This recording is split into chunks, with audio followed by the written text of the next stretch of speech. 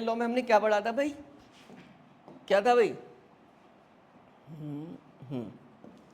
Triangle law में क्या होता था बेटा? देखो, दो वेक्टर्स हैं, जैसे क्या है, दो वेक्टर्स और उनके बीच कोई भी एंगल है वो इस टाइप से रखे हैं, तो हमारे पास अभी भी थर्ड साइड अवेलेबल है। क्या है बेटा? थर्ड साइड अवेलेबल है। लेकिन यार अगर मैं थर्ड साइड को ज्वाइन करूंगा तो हेड टू हेड ज्वाइनिंग हो जाएगी। क्या हो जाएगी बेटा? Head to head. तो इस कंडीशन में हमें रिजल्टेंट नहीं मिलेगा। रिजल्टेंट एक पर्टिकुलर कंडीशन में मिलता है। किस में मिलता है? पर्टिकुलर कंडीशन में। क्या करने पर मिलता है वो मैं तुम्हें बता रहा हूँ। एक पर्टिकुलर कंडीशन में इस टाइप से मिलता है बेटा, vector A plus vector B, जब मैं पहले वेक्टर के हेड पर दूसरे वेक्टर की क्या रखता हूँ? टेल। तो इसका मतलब मैं पैरेलल शिफ्ट कर सकता हूँ। क्या कर सकता हूँ बच्चों? पैरेलल शिफ्ट कर सकता हूँ और इसके हेड पर इसकी टेल ला सकता हूँ। अभी देख रहे हो दोनों की टेल एक ही पॉइंट पर क्या है? कंसाइड कर रही है। ठीक है, तो मैं इसको शिफ्ट करके लाऊँ। ठीक है, और मैं जब शिफ्ट करके लाया बेटा तो देखो तुम्हारा पहला वेक्टर और कौन सा वेक्टर? दूसरा वेक्टर। ये हमारा दूसरा वेक्टर कहाँ आ गया बच्चे? ये रहा। अब यार तुम देखते होगे कि ये जो है पहला वेक्टर का हेड है and this is tail of किसका? Second vector. Now this is head of second vector. ये इसकी टेल है फर्स्ट। अब भी थर्ड साइड मेरे पास रिमेनिंग बची हुई है। इन दिस कंडीशन जो थर्ड साइड होगी ट्राइंगल की वो हमें क्या देगी बेटा? बोलो, रिजल्टेंट देगी। और वो थर्ड साइड कैसी होगी? देखो, पहले वेक्टर के टेल से मैं क्या करूंगा? सेकंड के हेड को ज्वाइन कर दूंगा। तो ये थर्ड साइड ऑफ ट्राइंगल हो गई। This gives a vector. अब एक तो होता है कि ना, एक हम बुकिश लैंग्वेज को पढ़ें, ठीक है, वो काम आती है कि जब हम अपने एकेडमिक का कोई एग्जाम देते होते हैं, कंपटीशन में इसका कोई ऐसा काम नहीं है। ठीक है, हम उसकी एक्चुअल स्टेटस को पढ़ेंगे, आखिर हम क्या कर रहे हैं, क्या कर रहे हैं? पहले वेक्टर के हेड पर दूसरे का टेल रख रहे हैं और रिजल्टेंट के लिए पहले के हेड से दूसरे, पहले की टेल से दूसरे के कहाँ जा रहे हैं? हेड पर जा रहे हैं। तो ये हमारी जो है वो कॉम्पिटिटिव लैंग्वेज है जिससे जैसे हमें पढ़ना है। एकेडमिक में उन्होंने क्या बोला कि if two vectors represented in magnitude and direction by the two sides of a किसकी बेटा? ट्राइंगल की दो साइड से क्या किए जा रहे हैं? रिप्रेजेंट किए जा रहे हैं। Taken in a same order. Same order का मतलब टेल हेड टेल हेड, तो ऑर्डर सेम है बेटा ये वाला। ठीक है, then their resultant is represented in magnitude and direction by the third side of क्या बच्चे? ट्राइंगल। लेकिन ऑर्डर कैसा लेना है? अपोजिट। अपोजिट ऑर्डर का मतलब देखो, टेल हेड, अगर ये टेल हेड रहता तो ऑर्डर सेम रहता, लेकिन ये ऑर्डर क्या हो गया? Head tail. तो ये तो हमारी सिर्फ स्टेटमेंट लिखने के लिए है। अब बात ये आती है बच्चे, इसका रिजल्टेंट से मैं मैग्नीट्यूड निकालूंगा। क्या निकालूंगा इसके रिजल्टेंट का? मैग्नीट्यूड। उसके लिए एक फॉर्मूला मैं ड्राइव करूंगा। क्या करूंगा? फॉर्मूला। ये क्या है बेटा? ये वाला एंगल, ये क्या है? Theta is the angle between two vector and this angle is the angle of किसका? रिजल्टेंट का। किसके साथ बच्चे? वेक्टर ए के। मैं अपने रिजल्टेंट की डायरेक्शन तो बताऊंगा ही भाई, तो मैं किसकी मदद लूंगा? वेक्टर की। भाई बिना रेफरेंस के तो मैं कुछ नहीं बता सकता। इवन तुम अपने घर का पता भी जब बताते हो बच्चों, तब क्या करते हो? एक रेफरेंस कि भाई इस कॉम्प्लेक्स से इधर है, इस मैरिज हॉल से इधर है। ठीक है, इस टाइप से जो वहाँ के क्या होती हैं, पॉपुलर प्लेसेस होती हैं, वहीं से तो रेफरेंस मानते हो। ठीक है, जैसे लैंडमार्क्स बोलते हैं। ठीक है, तो वैसे ही यहाँ पर रेफरेंस कौन है? वेक्टर ए है। क्लियर हो गई बात? अब इसका मुझे फॉर्मूले चाहिए बच्चे। एक किसके लिए चाहिए? इसके मैग्नीट्यूड के लिए, और एक क्या चाहिए? इस एंगल के लिए। तो मैं ट्राइंगल लॉ का यूज़ करूंगा तब भी फॉर्मूला वही आएगा, मैं लॉ ऑफ पैरेललोग्राम का यूज़ करूंगा तब भी क्या आएगा? फॉर्मूला। भाई फॉर्मूले से कोई वैल्यूज थोड़ी ना बदल जाएंगी, मतलब लॉ से। तो इसका मतलब मैं चाहे किसी भी लॉ से निकालूं, तो मैं नेक्स्ट क्या करूंगा? लॉ जो पैरेललोग्राम लिखाऊंगा उसमें मैं इस चीज़ को करा दूंगा। ठीक है, क्या आएगा? देखो रिजल्टेंट का magnitude, magnitude of vector R, this is what, पहले तो आर से लिखूंगा और क्या लिखूंगा? देखो, अंडर रूट पहले वेक्टर का मैग्नीट्यूड का क्या बेटा? स्क्वायर, प्लस सेकेंड वेक्टर के मैग्नीट्यूड का स्क्वायर, प्लस कितना? 2ab cos theta. ठीक है, अब मुझे क्या चाहिए? ये एंगल। अब मैं इस एंगल को कैसे निकालूंगा बेटा? देखो, tan alpha this is equal to what? सबसे पहले मैं देखूंगा वो किससे बना रहा है, किससे बना रहा है? ए को अलग लिख दूंगा, ठीक है। ऊपर लिखूंगा डिनोमिनेटर में, न्यूमिनेटर में B sine theta, theta means angle between two vector, और यहाँ क्या लिखूंगा बी कॉस थीटा, ठीक है। तो मेरे पास दो फॉर्मूले अवेलेबल हो गए बच्चे, कितने हो गए भाई, दो फॉर्मूले, एक तो ये आ गया और दूसरा कहाँ आ गया, ये वाला, क्लियर है भाई। अब ये भाई लॉ पैरेललोग्राम में क्या बनाना है, वेक्टर्स को पैरेलल शिफ्ट करके हमें पैरेललोग्राम बनाना है, बिल्कुल सिमिलर लॉ है वैसे ही, ठीक है। तो देखो हम कैसे बनाते हैं, हमारे पास कितने वेक्टर अवेलेबल हैं बेटा, एक और एक दूसरा वेक्टर अवेलेबल है, ये हो गए दो वेक्टर्स, क्लियर है, ठीक है। अब मुझे इन्हें लॉ पैरेललोग्राम से क्या करना है बच्चे, रिजल्टेंट फाइंड करना है। दिस इज वेक्टर ए और ये क्या है, and this is the angle between two vectors, clear. अब तुम इसको भी पैरेलल शिफ्ट कर दो, क्या कर दो, इसको भी। तो बेटा जब इसको पैरेलल शिफ्ट करोगे तो कुछ इस टाइप से आएगा ना, देखो मैं शिफ्ट करके दिखा रहा हूँ, ठीक है। मैं जब इसको पैरेलल शिफ्ट करूंगा तो बेटा कुछ ऐसे आए, ठीक है। और इसको भी क्या करूंगा मैं पैरेलल शिफ्ट, तो ये क्या बन गया बेटा, पैरेललोग्राम बन गया। अब मेरे पास दो ऑप्शन है, या तो मैं डायगोनल ऐसे बनाऊं, ठीक है, या कैसे बनाऊं, ऐसे। ये कौन सा इनका, इसे कॉमन पॉइंट बोल सकते हो या इंटरसेक्शन पॉइंट बोल। तो मैं बेटा यहाँ पर जो है डायगोनल जो बनाऊंगा, मैं जो क्या बनाऊंगा डायगोनल, वो यहाँ से बनाऊँ, ठीक है। जब मैं यहाँ से डायगोनल बनाऊंगा तो मुझे ये क्या दे देगा बच्चे, ये मुझे दे देगा रिजल्टेंट, क्या दे देगा। तो ध्यान रखना है डायगोनल हमें कहाँ से बनाना है, ठीक है, दिस गिव्स रिजल्ट, ये लॉ पैरेललोग्राम। तो लॉ पैरेललोग्राम के स्टेटमेंट के बेसिस पर तुम्हें बस ऐसे ध्यान रखना है, पैरेललोग्राम बनाना है दोनों को शिफ्ट करके, और किससे, इंटरसेक्शन पॉइंट से हमें डायगोनल बनाना है, वो रिजल्टेंट देगा, ये हमारी अप्रोच रहेगी। लेकिन अगर हम एकेडमिक की बात करें तो क्या होगा, वो इस टाइप से बुक में स्टेटमेंट दी हुई है कि if two vectors represented in magnitude and direction by the, ये एडजेसेंट साइड होगी बेटा, adjacent sides of a parallelogram, parallelogram मैंने शॉर्ट में लिख दिया है, ठीक है। ये ड्रॉन फ्रॉम अ किससे बेटा, कॉमन पॉइंट, कॉमन पॉइंट मतलब इंटरसेक्शन पॉइंट है जो दोनों वेक्टर्स का, जहाँ पर टेल टू टेल है, ठीक है। Then their resultant is represented by the magnitude and direction by the diagonal drawn from that point. तो ये दोगे स्टेटमेंट। अब यार ना थोड़ा सा फील लेने के लिए, फील मीन्स जो हमने फॉर्मूले लिखे थे उन्हें हम ड्राइव करते रहे, क्या करते रहे, ड्राइव। तो भाई मेरे सामने लॉ पैरेललोग्राम है, इसी से ड्राइव करूँगा, तो देखता हूँ कैसे होता है। मैं थोड़ा सा कंस्ट्रक्शन करूँ, ठीक है। हमें वैसे तो कोई अप्रोच नहीं है, ड्राइव करने की कोई ज़रूरत नहीं है, ठीक है, किसके लिए, नीट के लिए, लेकिन फिर भी ना इंटरमीडिएट स्टेप्स थोड़े थोड़े आने चाहिए, वो हमें हेल्प करते हैं। तो बेटा देखो यहाँ से कंस्ट्रक्शन कर दो और यहाँ से एक लाइन में डेरिवेशन करेंगे। यार ये थीटा है तो ये क्या होगा, बोलो, थीटा, करस्पॉन्डिंग एंगल हो गए, देखो इसके ये पैरेलल ही तो है, ठीक है, करस्पॉन्डिंग एंगल हो गए। बेटा ये वाला कौन सा वेक्टर था जिसको शिफ्ट किया था, बी था, इसका एक कंपोनेंट कर सकते हो इधर, क्या आएगा बेटा बोलो, बी कॉस, उधर थीटा आता है, जिधर जिधर थीटा होता है उधर क्या आता है, कॉस आता है। और इसका मैग्नीट्यूड कितना है बेटा, इसको ओ, इसको सी बोल दो, इसको क्या बोल दो, डी, और इसको क्या बोल दो, ई। ये क्या बन गया, राइट एंगल ट्राइंगल बन गया।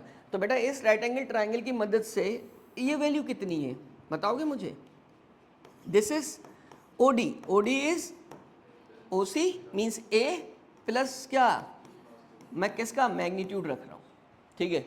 अब मेरे पास जब ये राइट एंगल ट्राइंगल अवेलेबल है, कौन सा बेटा, ओ डी क्या, ई, तो मैं इसमें पाइथा लगा सकता हूँ, किसका स्क्वायर, हाइपोटेन्यूज, हाइपोटेन्यूज कौन है, आर, मैग्नीट्यूड का स्क्वायर करूँ, आर का स्क्वायर किसके इक्वल होगा बेटा, बोलो, अदर टू साइड्स जो हैं ये बेस के स्क्वायर के और किसके, ये सुनो, जब तुमने ये बी कॉस थीटा बोला तो ये क्या होगा बेटा, बी साइन थीटा, 90 डिग्री पे जो कंपोनेंट है रेक्टेंगुलर कंपोनेंट, ये भी कितना होगा, जब ये बी साइन थीटा है तो ये भी इसकी इक्वल है, ये भी क्या हो गया, बी साइन थीटा।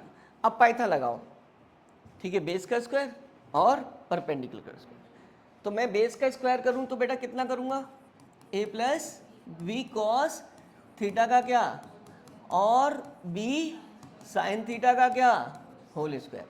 बेटा उसे ओपन कर सकते हैं हम, जब ओपन करेंगे तो बताओ कितना आएगा आर स्क्वायर इक्वल टू, बोलो A square plus B square cos square theta, आगे बताओ बेटा, प्लस 2ab कॉस थीटा, है ना, प्लस कितना B square sine square theta. ये टर्म देखो बच्चे, this and this, B square common आ रहा है, ठीक है, क्या बचेगा, बी स्क्वायर जब मैं कॉमन ले लूंगा तो क्या आएगा बेटा, ए स्क्वायर प्लस बी स्क्वायर, और ब्रैकेट में आएगा cos square theta plus sign square theta, और उसकी वैल्यू क्या होती है 1, तो मैं नहीं लिख रहा हूँ भाई, ठीक है, इतनी तो डायरेक्ट अप्रोच हमें लगानी पड़ेगी, प्लस कितना बेटा 2ab कॉस थीटा, ये किसकी वैल्यू है, मैं सिर्फ अगर आर लिखना चाहूँ तो मुझे क्या लगाना पड़ेगा बेटा, ड्राइव हो गया 3 लाइन इसमें, ठीक है, कोई ऐसी दिक्कत नहीं आई। फिर उन्होंने कहा कि चलो सर अल्फा भी बताई दो, तो अल्फा क्या होता है, tan अल्फा परपेंडिकुलर अपॉन क्या बेटा, बेस, परपेंडिकुलर कौन है, डी, कितना है डी, ठीक है, और बेस कितना है बेटा ओडी, कितना है ओडी, ठीक है। अब परपेंडिकुलर को क्या लिखोगे तुम, बी साइन थीटा, बेस को क्या लिखोगे ए प्लस बी कॉस थीटा, तो हम इसको क्या कर दे रहे हैं, रब इसकी प्लेस पर वैल्यूज को रख दे रहे हैं, ठीक है, नेसेसरी एक लाइन क्यों बनाए, ठीक है, तो ये क्या आएगा, ओहो क्या आएगा भाई बोलो, बी साइन थीटा अपॉन कितना ए प्लस बी कॉस थीटा। याद कैसे करोगे, मैंने कहा जिसके साथ वो बना रहा है, ठीक है, वो डिनोमिनेटर में अलग आएगा। कभी क्वेश्चन ऐसा भी हो सकता है वो किससे एंगल पूछ लें, तो जब इसके बाद साथ बनाएगा तो यहाँ क्या आएगा बी, ऊपर क्या आएगा ए साइन थीटा प्लस ए कॉस थीटा, ठीक है। तो बेटा दो फॉर्मूले हमने ड्राइव कर दिए, वो हम चाहें तो किसी से भी ड्राइव कर सकते थे, ठीक है, एक क्या मैग्नीट्यूड का, ठीक है, और दूसरा किसका बच्चे बोलो एंगल का, क्लियर। मैंने कहा बेटा थीटा कितना 0, तुम बताए कॉस 0 की वैल्यू क्या होती है बच्चे, बोलो कॉस 0 की वैल्यू +1 होती है, and this is what, this is the maximum value होती है। अब यार मैंने देखा कि जो मेरा फॉर्मूला है R equal to under root A square plus B square plus 2ab cos theta, तो वो कॉस थीटा क्या है भाई, वो उस पर डिपेंड कर रही है आर की वैल्यू, अगर वो मैक्सिमम होगा तो आर भी क्या होगा मैक्सिमम होगा। और मैंने कॉस थीटा जब 1 रखा वहाँ, तो बेटा ए प्लस बी का क्या बन गया होल स्क्वायर। देखो ना कि जब हम इसमें क्या रख दें, अगर यहाँ पर इसकी प्लेस पर क्या रख दें बेटा +1, तो ये पूरा पार्ट क्या बनेगा, ये तो 1 रख दिया ना, इसको तो हटा ही दिया हमने जब 1 रख दिया तो ये प्लस बी का होल स्क्वायर बन गया, ए प्लस बी हो गया, ए प्लस बी का होल स्क्वायर, और ये रूट है, तो रूट क्या हो जाएगा उससे, हम हटा देंगे रूट को ए प्लस स्क्वायर से, तो इसका मतलब बेटा ये फॉर्मूला क्या बनकर आया, क्या मैग्नीट्यूड आया निकल कर, R equals to A plus B. ये वैल्यू मैंने तुम्हें बता दी, ये वैल्यू कैसी है भाई, ये कैसी वैल्यू है, मैक्सिमम वैल्यू ऑफ रिजल्टेंट है, मैक्सिमम वैल्यू ऑफ रिजल्टेंट है।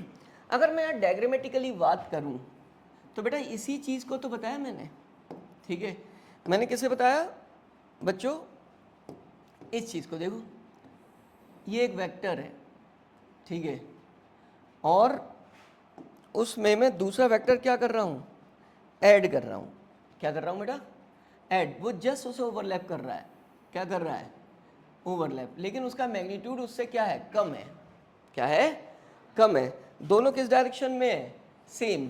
बेटा मैंने इसको क्या बोला है, this is what vector A, क्या बोला है वेक्टर ए, और इसका मैग्नीट्यूड मैं क्या ले रहा हूँ 10 ले रहा हूँ, क्या ले रहा हूँ बेटा 10 न्यूटन इसका जो है वो मैग्नीट्यूड है, तो इसकी वैल्यू ए इक्वल टू कितनी हो गई 10 न्यूटन, क्लियर।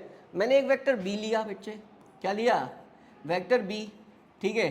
अब वेक्टर बी का अगर मैं मैग्नीट्यूड लिखूं तो मुझे कैसे लिखना चाहिए बच्चों बताओ, 6 न्यूटन है, तो मैग्नीट्यूड वाले पार्ट में मैग्नीट्यूड ही तो लिखूंगा, यहाँ नहीं लिख सकता मैं 6 न्यूटन, क्यों, ये तो वेक्टर फॉर्म है भाई, क्या है बच्चे, तुम मुझे बताते जाना बेटा। देखो अब जो कॉन्सेप्ट अप्लाई कर रहे हैं ना वो तुम्हें आते हैं, अब अगर तुम अप्लाई करोगे तो तुम्हें मज़ा आएगा, क्या आएगा बच्चों मज़ा आएगा। तो थोड़े से मैंने कहा ना इन्जॉय करते हैं, क्या कर रहे हैं इन्जॉय, तो इन्जॉय करने के लिए इन्वॉल्व होना बहुत ज़रूरी है।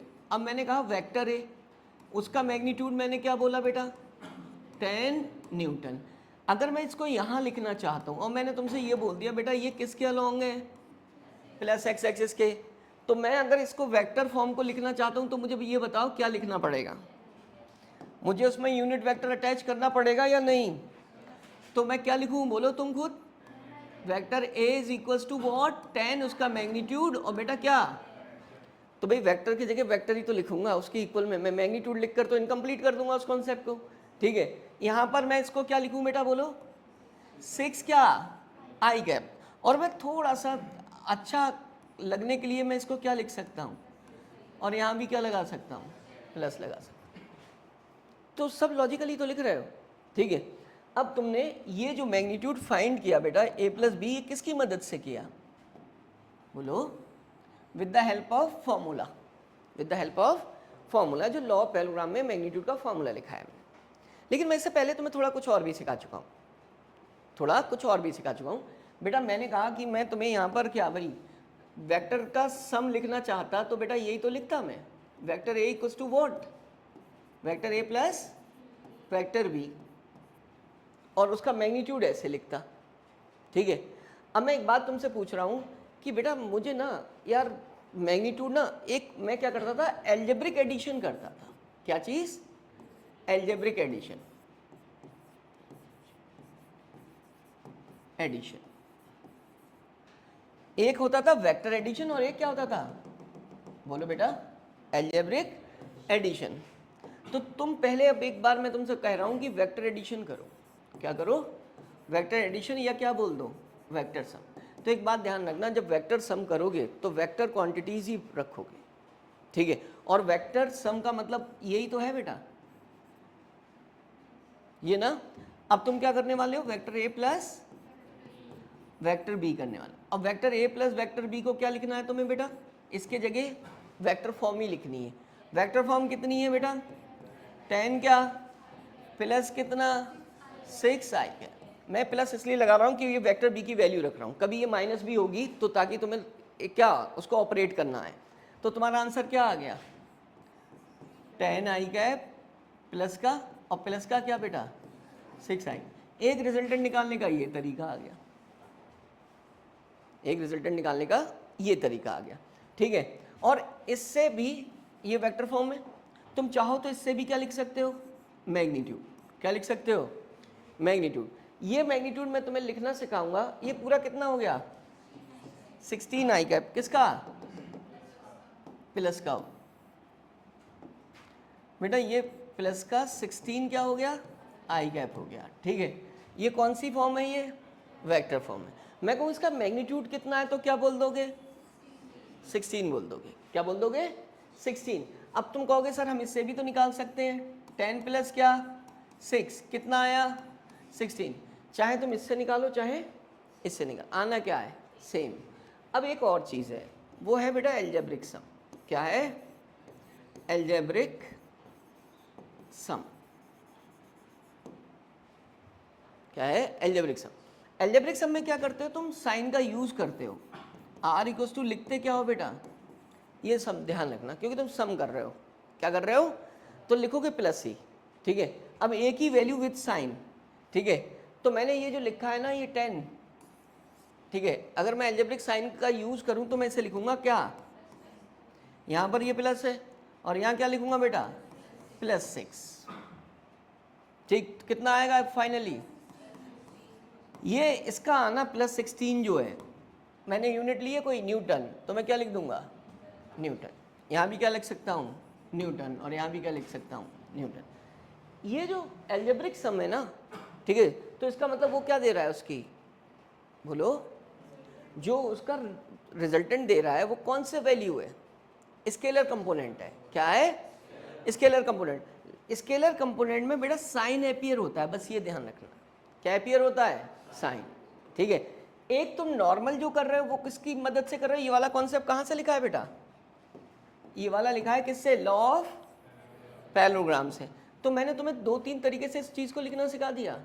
ये कौन है, law of parallelogram, formula, vector sum, और कौन सा एल्जेब्रिक सम। तीनों आगे करना सिखाऊंगा, किसमें 180 में। अब मैं तुमसे कहूँगी, तुम कहोगे सर यहाँ पर लॉ पैराग्राम तो हमें दिख नहीं रहा है, आप लगा कर दिखाओ। क्या करके दिखाओ? लगा कर। तो क्या पढ़ा था लॉ पैराग्राम का? पहला वेक्टर, उसके हेड पर, दूसरे की टेल, दूसरे की टेल। तो पहला वेक्टर कौन है बेटा तुम्हारा? ये, इसका क्या है? ये हेड। दूसरा वेक्टर कौन है? उसकी क्या है? ये। तो पैरेलल शिफ्ट करके वहाँ रखो। क्या करो? पैरेलल शिफ्ट करके वहाँ रखो। तो जब तुम पैरेलल शिफ्ट करके वहाँ रखोगे बेटा, ये वेक्टर तुम्हारा कौन है? बताओ यार। दिस इज वेक्टर ए। क्या है बेटा? ए। इसके हेड पर किसकी टेल रखनी है? बी की। तो वेक्टर बी की टेल ये रहा वेक्टर ए, और इस पर मैं वेक्टर बी की क्या रख रहा हूँ? टेल रख रहा हूँ। क्या रख रहा हूँ बच्चों? वेक्टर बी की टेल। तो देखो वेक्टर बी की टेल,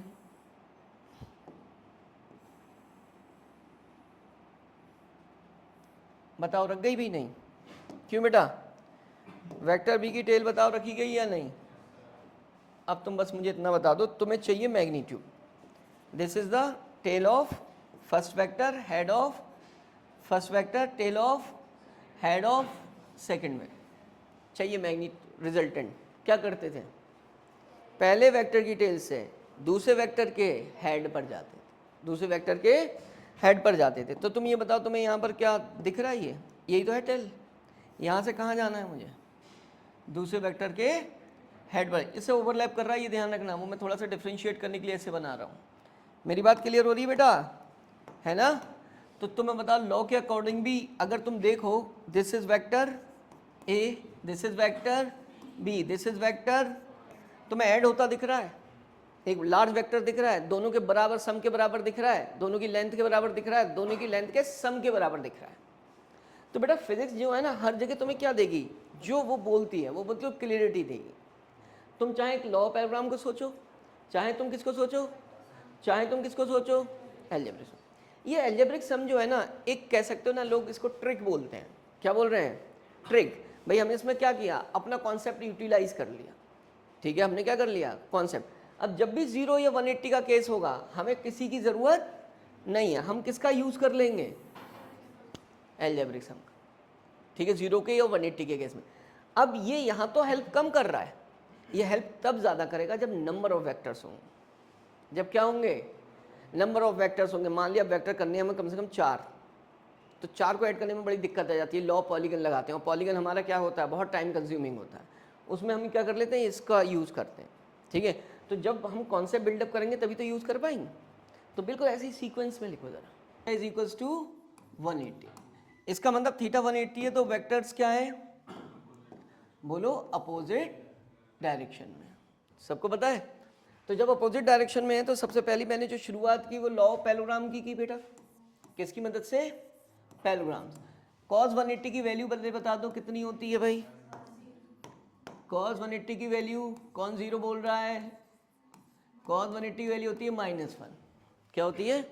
cos 180 माइनस 0 लगाते हैं, सेकंड क्वाड्रेंट है, माइनस cos 0 आता है। ठीक है, तो cos 0 1 होता है। ये कैसी हो गई वैल्यू? बोलो, मिनिमम। तो cos की मिनिमम वैल्यू है, लॉ पैरेललोग्राम का यूज करूंगा, cos की मिनिमम वैल्यू रखूंगा माइनस क्या बेटा? 1। तो देखो हम किस फॉर्मूले की बात कर रहे हैं? इसकी। जब इसमें हम क्या रख देंगे? बोलो, -1। तो जब हम यहाँ -1 रिप्लेस करेंगे बेटा, तो जाहिर सी बात है ये a माइनस बी का क्या बन जाएगा? Whole square. ठीक है, उससे रूट को हटा देंगे। ठीक है, तो हमारा पहला फॉर्मूला मिल गया। क्या आया बच्चे? बोलो, a माइनस बी का whole square, r equals to a minus B. बस कोशिश करना जो ग्रेटर हो वो लिखना। वो a माइनस बी का भी होल स्क्वायर हो सकता है और b माइनस ए का भी। ठीक है, तो आप कोशिश क्या करोगे? ये केस कब लिखा गया? a is greater than b, तब लिखेंगे ऐसा। अगर b ग्रेटर होगा तो b माइनस ए लिखेंगे। पहले मैग्नीट्यूड आ गया उसका, फिर हम उसके बाद कौन सा क्या करते थे? बोलो, दूसरा पार्ट क्या था इसका? वेक्टर, वेक्टर सम ही तो था। वेक्टर सम में क्या करते थे बेटा? वेक्टर r इक्वल्स टू क्या? Vector a plus vector b। पहले तो हमें दो वेक्टर दिखाने पड़ेंगे। क्या करने पड़ेंगे? दो वेक्टर शो करने पड़ेंगे। तो जब हम दो वेक्टर शो करेंगे तो बेटा पहले देखो, एक वेक्टर मैं ये ले रहा हूँ, दिस इज वेक्टर क्या? a, और मैं दूसरा वेक्टर किधर ले रहा हूँ? वो इस साइड ले रहा हूँ। यहीं से स्टार्ट कर रहा हूँ, तो ये कौन हो गया, वेक्टर बी हो गया। ठीक है, अब हमारे पास दो वेक्टर अवेलेबल है, दिस इज व्हाट बेटा, वेक्टर बी, और ये कौन है, वेक्टर ए। दोनों के इनिशियल पॉइंट्स ही हैं, तो ये हो गया वेक्टर ए। वेक्टर ए मैंने कितना मैग्नीट्यूड लिया था भाई, बोलो, वेक्टर ए का मैग्नीट्यूड क्या लिया था बेटा, 6 न्यूटन, यही तो लिया था, वही केस लेकर चल रहा हूँ।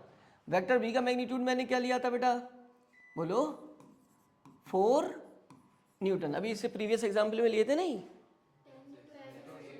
तो तुम बोल क्यों नहीं रहे यार, मतलब लिखवा लेंगे पहले कि लिख दो फिर मिटाओ सर, उसके बाद मजे ले रहे हो तुम लोग भी। भाई मैं ये तो पूछ रहा हूँ, ये लिया था नहीं, हाँ बेटा। तो वेक्टर ए का मैग्नीट्यूड क्या लिया था हमने, 10 न्यूटन, और वेक्टर बी का मैग्नीट्यूड क्या लिया था, 6 न्यूटन। क्लियर हो गई बात। अब मैं उसकी बात करूं 10 न्यूटन, तो मुझे यहाँ पर दिख रहा है ये कौन सी एक्सिस के अलॉन्ग लाई कर रहा है, प्लस एक्स, तो इसके लिए यूनिट वेक्टर क्या यूज करता हूँ, प्लस आई गैप। तो मैं यहाँ क्या लिख दूंगा बेटा, प्लस का 10 क्या, आई गैप। यहाँ पर लिखूंगा उसकी वेक्टर फॉर्म, तो क्या लिखूंगा, -6 क्या, आई गैप। क्लियर हो गई बात। फिर मुझे कहा गया वेक्टर सम करो, तो मैं किसके साथ, यूनिट वेक्टर्स के साथ लिखूंगा। ठीक है, तो इसे क्या लिखूंगा, वहां पर देखो +10 आई गैप, प्लस है बीच में और ये क्या है 6 आई गैप। जब सॉल्व करूंगा तो कितना आएगा, +4 आई गैप। ये किसकी वैल्यू आई है बेटा, वेक्टर आर की। फिर इस ये फाइंड आउट हो गया। अब मैं इससे भी बोल सकता हूँ इसका मैग्नीट्यूड कितना है, 4 है। क्या है मैग्नीट्यूड ऑफ रिजल्टेंट, 4। यहाँ से कितना आ रहा है निकल कर, बोलो, 10 माइनस क्या, 6, कितना आ रहा है, 4 न्यूटन। ठीक है, लेकिन बेटा ये क्या है, हमारा मैग्नीट्यूड है, ये हमें कोई डायरेक्शन इन्फॉर्म नहीं कर रहा है। फिर उसके बाद मैं क्या करता हूँ, एल्जेब्रिक क्या, सम। तो एल्जेब्रिक सम करता हूँ तो मुझे क्या मिलता है भाई, मैं साइन कन्वेंशन का यूज करता हूँ। ठीक है, एल्जेब्रिक साइन का यूज करता हूँ, मतलब r = a + b। अब ये समझना, a - b मत लिख देना, क्योंकि तुम सम कर रहे हो, क्या कर रहे हो, सम कर रहे हो, तो भाई a - b थोड़ी ना लिखोगे, वो खुद आएगा साइन के साथ। ये मैंने क्या कहा, जब मैंने एल्जेब्रिक साइन का यूज किया तो a को क्या लिख दिया, प्लस का क्या, 10, क्या लिख दिया बेटा, प्लस का 10, बीच में क्या है प्लस, इसको क्या लिखूंगा मैं, माइनस का 6। एल्जेब्रिक साइन का यूज करो, जस्ट उसके अपोजिट है। अब ये मुझे क्या मिलेगा बेटा, प्लस कितना, 4। ठीक है, अब ये मुझे रिजल्टेंट मिल गया। लेकिन जो ये कंपोनेंट है बेटा, रिजल्टेंट जो है वो स्केलर कंपोनेंट है, ये कह सकते हो ये स्केलर फॉर्म है, क्या है। लेकिन इसमें एक थोड़ी सी अच्छाई ये है कि वो स्केलर फॉर्म के साथ साथ हमें ये बताती है वो किधर लाई कर रहा है, वो किधर लाई कर रहा है। क्वेश्चन ये है, ठीक है। हम क्वेश्चन का फॉर्मेट भी वैसे ही लेंगे। देखो, पहले को इस पर करेंगे, किससे करेंगे, लॉ पैराग्राम बेस्ड डायरेक्ट। दूसरा हम क्या करेंगे बच्चों, जो हमने क्या किया है उसके डायग्रामेटिक डायग्राम बेस्ड क्वेश्चंस होंगे। तो एक हमेशा एक कैटेगरी अलग अलग करके चलेंगे कि जैसे इस टाइप के क्वेश्चन आ रहे हैं तो हमें ऐसे कॉन्सेप्ट को यूज़ करना चाहिए, ऐसे आ रहे हैं तो ऐसे। ठीक है, तो हम पहले कर रहे हैं फॉर्मूला बेस्ड क्वेश्चन, जो उस फॉर्मूले से सॉल्व होंगे, लॉ ऑफ पैराग्राम। तो भाई तुम्हें दिख रहा है कि क्या दिया है तुम्हें, सबसे पहले ए किसके इक्वल है बेटा, बोलो बी के। अब मैं ये चीज़ तुम्हारे सामने क्या वर्ड्स में लिखता, ठीक है, मैंने वो डायरेक्ट लिख दिया, तो बात तो समझदार हो तुम इतने। ए और बी का मैग्नीट्यूड क्या है, सेम है, और जो रिजल्टेंट है बेटा क्या है, रिजल्टेंट, उन दोनों का रिजल्टेंट होगा। तो उन्होंने कहा वो √2 टाइम्स ऑफ क्या है, आइदर ऑफ द वेक्टर है। आइदर ऑफ द वेक्टर का मतलब ए के भी √2 टाइम्स और बी के, भाई डेफिनेटली बी के भी हो जाएगा, क्योंकि बी और ए क्या है, इक्वल है। अब मैं कह रहा हूँ मुझसे, उन्होंने कहा एंगल बिटवीन 2 वेक्टर्स निकालो। तो तुम्हें देखो, इवन हम तो ना बच्चे आगे फॉर्मूला भी नहीं लिखेंगे, क्या नहीं लिखेंगे बेटा, फॉर्मूला भी नहीं लिखेंगे। क्यों, हमें फॉर्मूला तो याद है ना, क्यों लिखे बार बार, लेकिन पहली बार जब पढ़ रहे हैं तो लिख ले रहे हैं। क्या पढ़ा था मैंने, प्लस कितना बेटा, 2ab cos थीटा, रूट लगाना होता था, मैंने इधर क्या ले लिया, स्क्वायर, तो रूट हट गया। ठीक है, अब यार जो जो गिवन है, दिस इज व्हाट बेटा का क्या, होल स्क्वायर, और ये स्क्वायर है ही, इसको बी की जगह ए रख लो, सबको सिमिलर बना लो।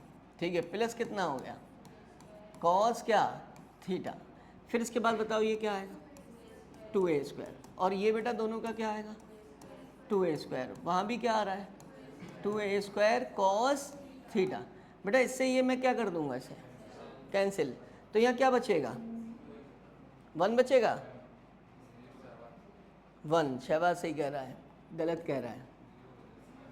ठीक है, अब देखो ना हमारे कैलकुलेशन के भी कॉन्सेप्ट क्या नहीं है, पूरे नहीं है। क्यों? हमने कभी प्रैक्टिस करने की कोशिश ही नहीं की, सोच कर नहीं करना, बस ऐसे ही लिखे जा भाई ये 2a² इधर आएगा, क्या आएगा 2a² इधर आएगा, तो ये क्या हो जाएगा 0 हो जाएगा, समझ गए?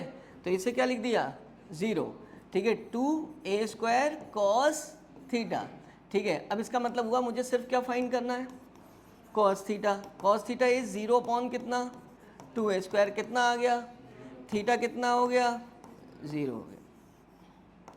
तो भाई देखो वर्क करते हैं ना तब सब चीज़ें क्या होती हैं क्लियर होंगी, वरना तो छोटी चीज़ भी क्या कैलकुलेशन पार्ट पे ही मिस्टेक कर जाओगे।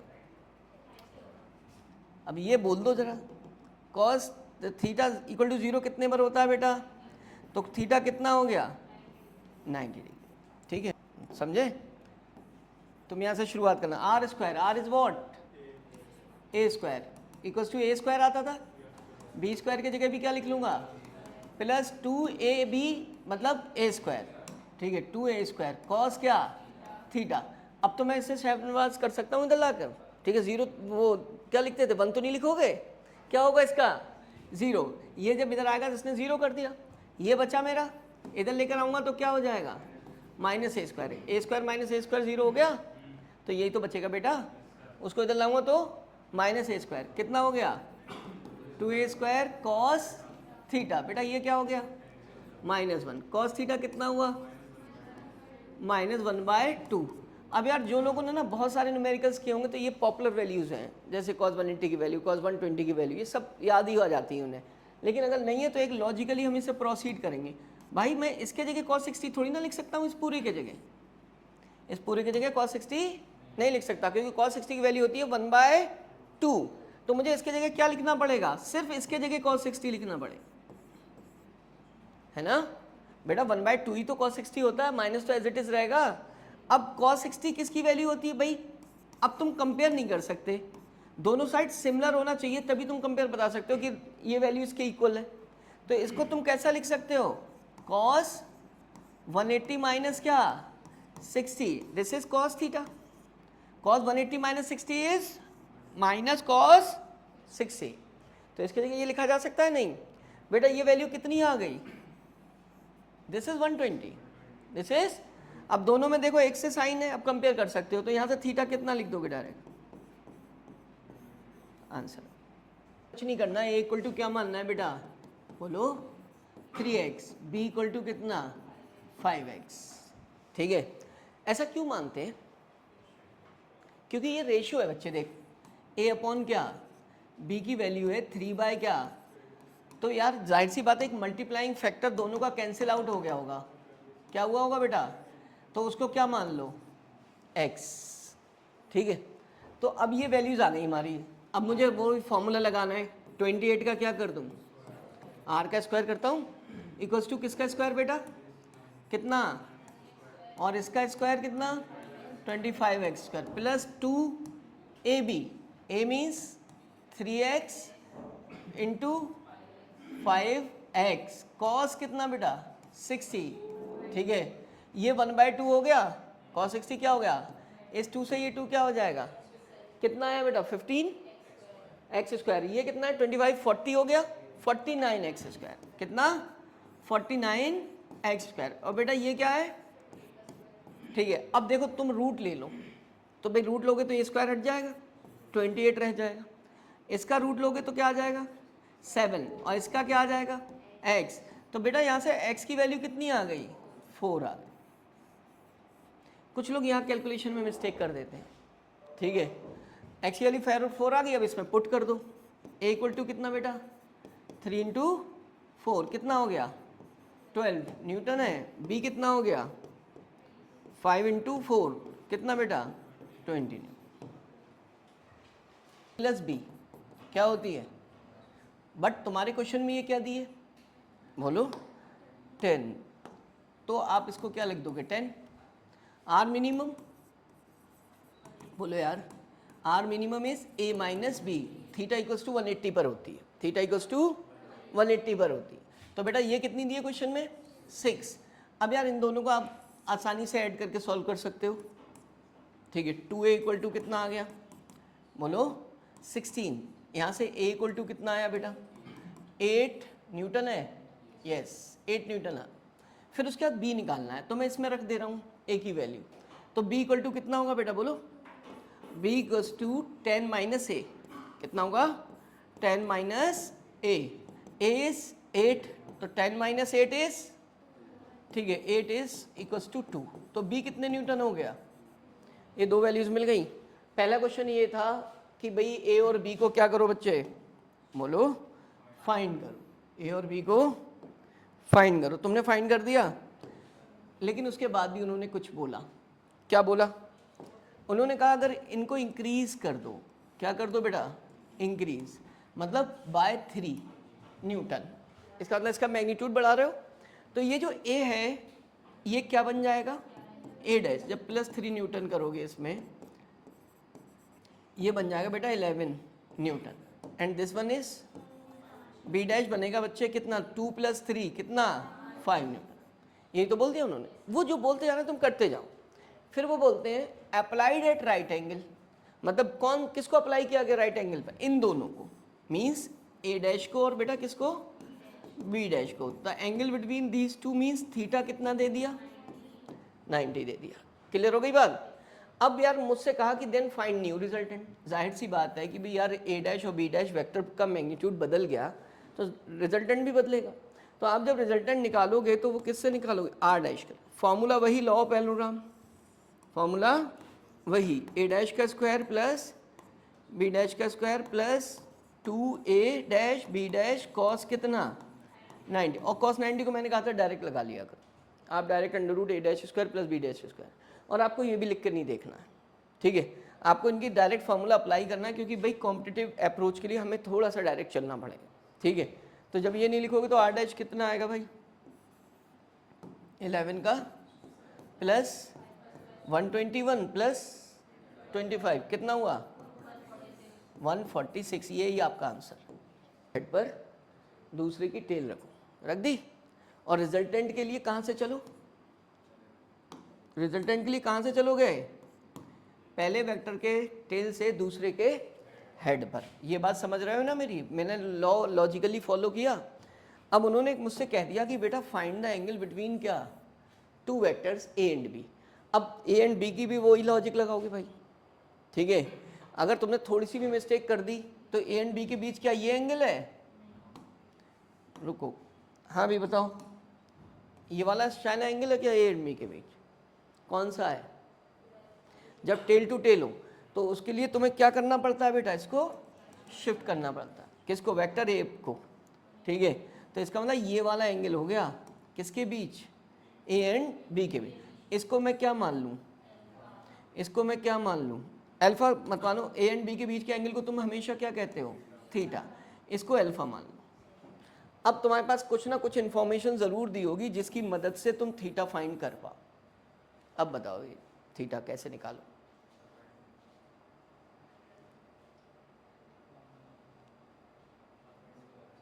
क्या परपेंडिकुलर, बेटा मैं ही पूछा थीटा कितना होगा, 135, ठीक है। क्यों होगा देख लो, तुम्हें खुद ये नहीं दिख रहा बेटा, तुम्हें खुद विजुलाइज हो रहा होगा, ये एक राइट एंगल ट्राइंगल है, ये क्या है एक। अब मैं इसमें से ये निकाल सकता हूँ कि मुझे सी और ए दिया है, देखो सी इक्वल टू किसके है बराबर, एक है। तो बेटा tan अल्फा निकालोगे तो तुम सिंपली परपेंडिकुलर अपॉन बेस वाला फॉर्मूला लगा लो, perpendicular upon base, perpendicular is C, perpendicular C है बेटा, और ये क्या है बेस ए है, तो ये क्या आ गया 1, ये कैंसिल हो जाएंगे, अल्फा कितना हो गया 45। मुझसे अल्फा नहीं पूछा है बेटा, मुझसे क्या पूछा है, angle between 2 vectors, angle between 2 vectors ये पूरा एंगल कितने का है 180, तो इसमें से ये 45 पता है, तो मैं क्या निकाल दूंगा बच्चे, थीटा 180 माइनस 45 कितना होगा 130। बस इतना दिमाग चलाना है वहाँ पर। तुम देख रहे हो ये हर एक क्वेश्चन नीट का है हुआ है, ये वाले जो मैं करा रहा हूँ, तो तुम देख रहे हो थोड़ा सा क्वेश्चन क्या होता है, लिटिल बिट डिफर करके देते, और कुछ ऐसा नहीं दे रहे जो बेसिक से ना हो। वो ये देखना चाहते हैं क्या तुमने बेसिक सीखा है रियल में। पता चला ये निकाल के बैठे हुए हैं, उन्हें पता ही नहीं है कि एंगल बिटवीन टू वेक्टर होता क्या है। समझे, नोट करो। चलो अब यार प्रीवियस क्वेश्चन में भी बोला था कि वो एक वेक्टर के परपेंडिकुलर है, और बता दिया था ए के परपेंडिकुलर। इन्होंने नहीं बताया, इन्होंने कह दिया स्मॉलर के परपेंडिकुलर है। तो यार मेरे पास तो दो वेक्टर है, मैं क्या बोल ले रहा हूँ, मैं लेट कर ले रहा हूँ ए इज लेस देन क्या, ए का मैग्नीट्यूड बी से कम है, तो साला एक ही परपेंडिकुलर दिखाऊंगा। पिछली बार उसको आर को सी बोल दिया था, इस बार आर बोल दूंगा, क्या दिक्कत है भाई। ठीक है, तो मैंने कहा कि वो उसके परपेंडिकुलर है, तो परपेंडिकुलर है रिजल्टेंट। कौन है बेटा, रिजल्टेंट। तो यार ये हो गया रिजल्टेंट, जिसको सी बोला था पिछली बार क्या बोला था, सी। मैं कंपेयर भी कर दे रहा हूँ। अब मुझे एक ट्रायंगल ही तो बनाना है, तो पहले वेक्टर की टेल पे दूसरे का क्या रखना है, हेड। तब जाकर मुझे पहले वेक्टर के हेड पे दूसरे की क्या रखनी है, टेल। तो इसका मतलब तब जाकर मुझे दूसरा ये वेक्टर ड्रॉ किया। अब ये वेक्टर ऐसे ड्रॉ करना है कि बेटा ये जो रिजल्टेंट है ये क्या रहना चाहिए, 90 डिग्री पे रहना चाहिए एक वेक्टर के। तो और पहले वेक्टर की टेल से वो किधर जाना चाहिए, दूसरे के। तो जा रहा रिजल्टेंट देखो पहले के हेड टेल से दूसरे के हेड पर। ठीक है, अब तुम्हें पता चल गया कि यार एंगल बिटवीन टू वेक्टर तो यही होगा, थीटा। ठीक है, उन्होंने एंगल बिटवीन टू वेक्टर्स ही पूछा, ए एंड बी। अब यहाँ पर कुछ है थोड़ी ना, ये क्या माना था तुमने पिछली बार, फिर टेन अल्फा निकालना पड़ेगा। टेन अल्फा अब अपने अकॉर्डिंग निकलेगा। उन्होंने क्या बोल दिया है पता है, टेन अल्फा के लिए बोल दिया है कि one vector is half of the magnitude of another vector. इसका मतलब one vector half of the magnitude of another, जो छोटा है वो a बाय 2 होगा। और ये क्या होगा बेटा, बताओ दूसरा क्या है भाई, a हो जाएगा दूसरा। ठीक है, या तो मैं चाहो तो ऐसे लिख लेना, b अपॉन कितना बच्चे, b upon a, and b is what, a upon 2। a upon 2 हो गया b, a अपॉन, तो a का मैग्नीट्यूड स्मॉलर है ना। अच्छा, तो बच्चे उन्होंने कहा ये जो है ना स्मॉलर मैग्नीट्यूड लेट किया है, तो इसको क्या रखोगे तुम, आधा रखोगे। क्या रखोगे, आधा। तो इसका मतलब है कि जो b का वो आधा है, कौन, a। तो b बाय क्या लिख दिया, ये कितना आ गया, 2 आ गया। ये कौन आया, टेन अल्फा। तो बताओ ना कैसे आएगा, कॉस किससे निकाला, बेस अपॉन हाइपोटेन्यूज। अब इसमें टेन अल्फा लगा रहे हो, अब तुम लगाते हो परपेंडिकुलर अपॉन बेस। परपेंडिकुलर कौन है, आर है बेटा। सुनो तो यार, जब परपेंडिकुलर क्या है बच्चे, पिछले क्वेश्चन में तुमने टेन अल्फा लगाया, परपेंडिकुलर मैं लिख के दिखा रहा हूँ, क्या लगाया, परपेंडिकुलर, ओफो, परपेंडिकुलर अपॉन क्या बेटा, यही तो लगाया था पिछली बार, बेस। क्या था वो, इसकी वैल्यू क्या रखी थी पिछली बार, बता जरा, सी, क्योंकि ये रखी थी, अपॉन क्या रखा था, ए। अब ये जब रखा था तो बेटा इसमें रिलेशन दिया था ना पिछली बार, सी इक्वल टू क्या दिया था, ए दिया था। तो तुमने इसको क्या कर दिया था, कैंसिल, 1 आ गया था, यही तो आया था। फिर 45 ये मिल गया था, उसको सब्ट्रैक्ट कर दिया था। लेकिन अब अगर मैं ये लगाने की कोशिश करता हूँ तो ये तो मुझे गिवन ही नहीं है भाई, ये मुझे गिवन ही नहीं है। मेरे पास ट्रिग्नोमेट्रिक रेशियोज है, मेरे पास टेन अल्फा भी ट्रिग्नोमेट्रिक रेशियो है। तो क्या कोई ऐसी चीज़ है, मुझे हमेशा वो लगाना होता है बेटा ट्रिग्नोमेट्रिक रेशियो जिसकी दो चीज़ें पता होती, जिसकी दो चीज़ें। पिछली बार मुझे परपेंडिकुलर पता था और क्या पता था, बेस, उनका रिलेशन। इस बार ना मुझे ये पता है और ये पता है, इस बार मुझे ये दोनों पता है। तो मैं ऐसा लगाऊंगा ट्रिग्नोमेट्रिक रेशियो, क्योंकि राइट एंगल ट्राइंगल है, कि जिससे इन दोनों को रिलेट कर पाऊँ। ये बेस हो गया और ये कौन है, हाइपोटेन्यूज। ये कौन है, हाइपोटेन्यूज। ठीक है, तो इसका मतलब है कॉस थीटा में आता है, कॉस थीटा में क्या आता है बच्चों, base upon hypotenuse. Cos theta is base upon, base क्या है बेटा, ए, और हाइपोटेन्यूज क्या है, बी। और कहा है कि जो बी है वो हमने ए जो लिया वो स्मॉलर लिया है, तो दूसरा वेक्टर उसका क्या है, आधा है। क्या है, हाफ है। कितना, हाफ। ठीक है, तो अब हाफ है तो ये कितना आया, ए बी बाय 2। रुको देखो, a छोटा है बेटा, तो a आधा होगा, a क्या होगा, आधा होगा। हम किसी को भी जिसको छोटा मानेंगे हम उसकी बात करेंगे, तो a आधा होगा, तो b बाय क्या होगा बेटा, b बाय 2।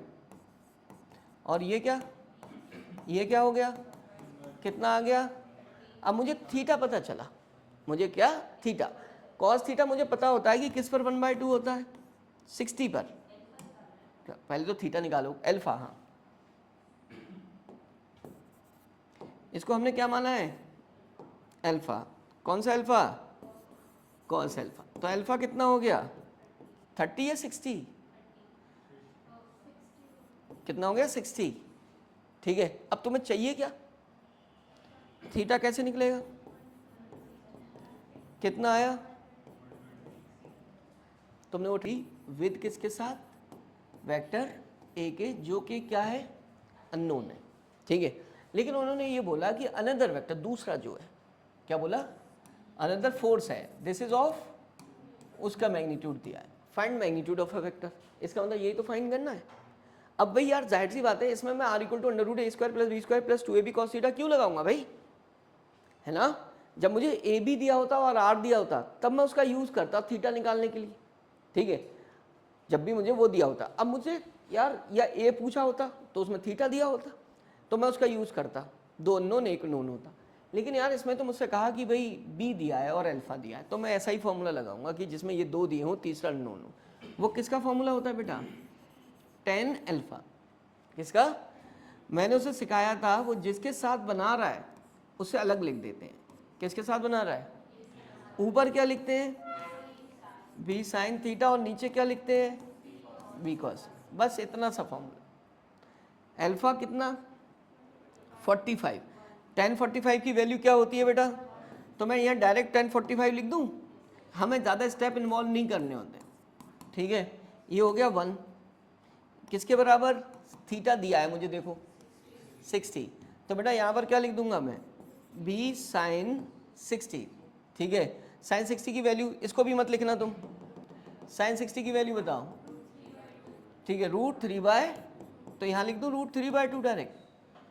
यहाँ पर a अननोन है प्लस b कितना बेटा, 2, यहाँ पर b की वैल्यू भी रख दोगे साफ साफ, यहाँ पर भी b कितना आ रहा है, 2 इंटू दिस, 2 इंटू कॉस 60, 1/2 बेटा, 2 से 2, यहाँ भी 2 से 2, ये a+1 बचा, a+1, उधर क्या बचा बेटा, √3। मुझे क्या निकालना है, a कितना होगा, √3 - 1, क्या यूनिट होगी, न्यूटन। अब मैं इसको और भी सॉल्व कर सकता हूँ। √3 की वैल्यू जो होती है वो 1 पॉइंट क्या होती है, 32 - 1। ठीक है, पॉइंट क्या आ जाएगा बेटा, 732। ठीक है, 0.732। तो देख रहे हो तुम वही फॉर्मूला एप्लीकेशन में ला रहे हो जिससे तुम्हें पता था कि यार मुझे अल्फा पता है और थीटा पता है और बी पता है, तो ए तो निकाल पाऊंगा ना मैं। अब मैं अगर बात करूं, आर मैक्स दिया है और मुझे ए बी में रिलेशन निकालना है, तो मैं सुनो मेरी बात, ए बी, ठीक है, और साथ में क्या, ये क्या चीज़ है, अल्फा कितना है, रिजल्टेंट ही तो बना रहा है 90। मुझे ए बी अल्फा दिया है, क्या दिया है, एक ए बी निकालना है। क्या निकालना है बेटा, ए बी। तो मैं tan अल्फा का यूज़ करूँगा। अब आर का यूज़ कर लूँ मान लिया, तो आर का यूज़ करके आर की वैल्यू दिए, ए बी फिर नहीं दिए, ए बी फिर नहीं दिए, तो भाई दोनों में एक ही सिचुएशन आ रही है। उसमें भी ए बी नहीं दिए, थीटा दिया है, थीटा दिया है क्या, उसमें तो थीटा भी नहीं दिया, और दिक्कत में आ जाएंगे। भाई आर वाले में क्या चाहिए, √a² + b² + 2ab cos theta, theta भी अननोन, ए बी भी अननोन, तो 3 अननोन पे एक इक्वेशन कैसे काम करोगे। ठीक है, तो तुम किसका यूज़ करो, तुम यूज़ करो बेटा इसका, tan अल्फा का। भाई tan अल्फा कितना दिया है, तो हम डायरेक्ट लिखे बेटा इससे, बोलो क्या लिखे, tan 90 = व्हाट, जिसके साथ वो बना रहा है तुम ए मान लो, क्या मान लो, ए, ऊपर क्या लिखते हो, साइन थीटा तो गिवन है नहीं भाई, प्लस क्या लिखोगे, बी कॉस थीटा लिखो, यही तो लिखोगे, है ना। अब बताओ थीटा तुम्हें गिवन है, नहीं है। अब इसकी अगर मदद ली जाए तो ये क्या होगा भाई, infinite. Infinite means undefined, 1 by क्या 0 लिख सकता हूँ, पहले लिख दे रहा हूँ। चलो इसकी वैल्यू कितनी हो गई 10, 90 इनफाइनाइट होता, दिस मीन्स इसकी वैल्यू कितनी हो गई बेटा, इनफाइनाइट को 1 बाय 0 लिख सकते हैं। इसका मतलब पता चला ये किसके इक्वल है, क्रॉस मल्टीप्लाई करूंगा तो ये 1 के साथ और ये किसके साथ 0 के साथ मल्टीप्लाई हो जाएगा। इसका मतलब बेटा मैं 0 के साथ करूंगा तो 0 तो इधर आ गया भाई, इधर कौन आ गया a प्लस क्या b कॉस थीटा। तो ये मुझे इक्वेशन, ये वाली जो इक्वेशन है ये मुझे क्या इन्फॉर्मेशन दे रही है, b कॉस थीटा की वैल्यू दे रही है बेटा। b cos theta equals to कितना माइनस ए, देखो इसको इधर ले गया ना मैं, इस ए को इधर ले आया, minus A. And what about cos theta लिख सकते हो चाहो तो, ठीक है, मत लिखो इतना ही तुम्हें हेल्प कर देगा। अब ठीक है, b कॉस थीटा की जगह मैं a लिख दूंगा, b कॉस थीटा की जगह मैं a लिख दूंगा। तो तुम्हें एक बात पता है बेटा, जब मैं r equals to under root A square plus B square plus 2ab cos theta लगाऊंगा तो वहां से b कॉस थीटा तो गायब हो जाएगा, उसके जगह कौन आ जाएगा, अब b हट गया, अब b हट गया, कॉस थीटा भी हट गया, अब अननोन उसमें कम रह जाएंगे, अननोन क्या रह जाएंगे कम। अब मैं उसका यूज करूंगा, अब मैं उसका यूज करूंगा तो बेटा देखो आर स्क्वायर इक्वल टू क्या लिख लूंगा, बी स्क्वायर प्लस 2ab क्या कॉस थीटा। अब कॉस थीटा मुझे नोन है, कॉस थीटा क्या है, बी कॉस थीटा माइनस ए है, एक तो वो काम। लेकिन यार आर भी नोन है, आर कितना है 12 का स्क्वायर, फिर भी तो ए बी 2 हो गए, इस बी को भी रिप्लेस करने के लिए उन्होंने कोई ना कोई तो दिया होगा, उन्होंने इसका काम ये दे दिया। अब मुझे पता है कि आर मैक्स कितना है बेटा A plus B and it's value is 18 है। अब मैं फिर से ये वाले b को हटाने के लिए b इक्वल्स टू कितना 18 माइनस ए लिख लूंगा, है ना भाई। अब मुझे b की भी वैल्यू मिल गई, सब कुछ एक एटम्स में आ गया। इसकी वैल्यू बताओ बेटा, 12 का स्क्वायर कितना हो गया, एंड ए स्क्वायर पहले से था, बी स्क्वायर के जगह 18 माइनस ए का whole square plus 2a into minus, है ना।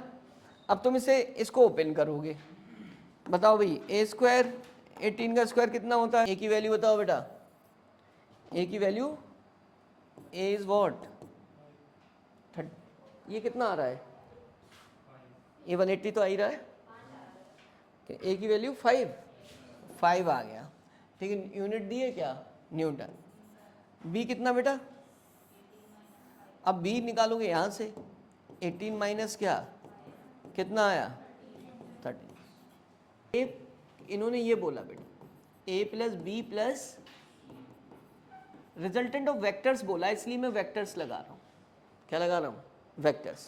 अब सुनना जरा मेरी बात, क्या मैं इसे ऐसा लिख सकता हूँ बेटा, बोलो। अब इसका मतलब समझो कि a प्लस बी का जो रिजल्टेंट है, a प्लस बी का जो वो c के बराबर है मैग्नीट्यूड में, बट अपोजिट है डायरेक्शन, ठीक है। तो अगर मैं तुम्हें दिखाऊं डायग्राम के थ्रू, किसके थ्रू, डायग्राम के थ्रू, तो बेटा मैं डायग्राम के थ्रू यही तो दिखाऊंगा। जैसे एक वेक्टर मैंने क्या बनाया a, एक वेक्टर मैंने क्या बनाया वेक्टर b। अच्छा थीटा 90 दिया है, थीटा क्या दिया है 90, तो मैंने वेक्टर b बनाया, ठीक है। तो ये किसके बीच है, angle between vector a and vector क्या बेटा b, सही है। अब इन दोनों का तो रिजल्टेंट फाइंड करोगे ना भाई, ठीक। मैं इन दोनों के रिजल्टेंट को वेक्टर d मान ले रहा हूँ, क्या मान ले रहा हूँ वेक्टर d, या फिर क्या मान ले रहा हूँ वेक्टर d मान लो, चलो ठीक है। तो इसकी प्लेस पर मैं वेक्टर d लिख सकता हूँ बेटा, है ना, इसकी प्लेस पर। इसका मतलब यही तो हुआ कि इसका और इसका मैग्नीट्यूड इक्वल है, और ये नेगेटिव साइन क्या बता रहा है, डायरेक्शन अपोजिट है। जब मैंने बताया था, मैंने एक कॉन्सेप्ट पढ़ाया कि जब दो वेक्टर का मैग्नीट्यूड सेम हो, क्या हो, मैग्नीट्यूड सेम हो, तो बेटा वो ऐसे लिखे जाते हैं। अब ये तो सिर्फ मैग्नीट्यूड वाला पार्ट लिखा गया है, अगर वो क्या हो सेम डायरेक्शन में हो, ये पूरी फिजिक्स में लगाना, सेम डायरेक्शन में हो तो इसका मतलब अगर तुम वेक्टर फॉर्म लिख रहे हो तो आपको बीच में प्लस लगाना पड़े कि मैग्नीट्यूड इक्वल है, डायरेक्शन भी सेम है, एक ही बी के तरह है। बेटा अगर ये क्या हो, अपोजिट क्या हो, डायरेक्शन में हो, तो तुम्हें क्या लगाना पड़ेगा, माइनस का क्या वेक्टर, माइनस का वेक्टर भी। तो इसका मतलब है बेटा जब माइनस का वेक्टर, तो ये ऐसा ही तो लिखा है, तो D इक्वल टू क्या होगा, C, D equals to C। And कैसे होंगे ये, अपोजिट हो, इसका मतलब यही तो हुआ। अब इसका मैग्नीट्यूड इन दोनों का रिजल्टेंट है, तो बेटा वो क्या होगा, बोलो मैग्नीट्यूड, अंडर रूट D जो है वो इन दोनों का रिजल्टेंट माना है मैंने, ठीक है, D स्क्वायर, तो किस किस का माना है, A का और किसका बच्चे, तो A square plus 2AB cos क्या थीटा, इनके बीच एंगल दिया है 90, ये पूरा टर्म क्या हो गया, 0। और ये मत लिखा करो, सिर्फ A square plus B square लिख लिया करो अंडर रूट का जब थीटा 90 दिया हो, ये स्मार्टनेस है। अब ये किसके बराबर, C। अब A की वैल्यू दी है तुम्हें कितनी बेटा, 2 की P, तो 4P का स्क्वायर हो गया है ना, प्लस कितना 9P स्क्वायर, ठीक है। तो C की ये किसके बराबर है, ये 25P स्क्वायर, ठीक है, 5P हो गया, 4P का स्क्वायर प्लस 9P का स्क्वायर कितना आएगा, अंडर रूट 13P। चले भाई नेक्स्ट। बेटा अगर तुम अच्छे से ऑब्जर्व करते हो तो तुम ये देखते होगे यार ये क्या कर रहे हैं ना, क्वेश्चन में चीज़ों को बस इधर उधर थोड़ा बहुत किया जा। मैं तुमसे सिर्फ इतना पूछूं, फाइज भाई ये बताइए ये एंगल कितना होगा, ठीक है, इसको मान लो कुछ भी यार, देखो किस किस के बीच है ये, मैं पूछ रहा हूँ यहाँ से,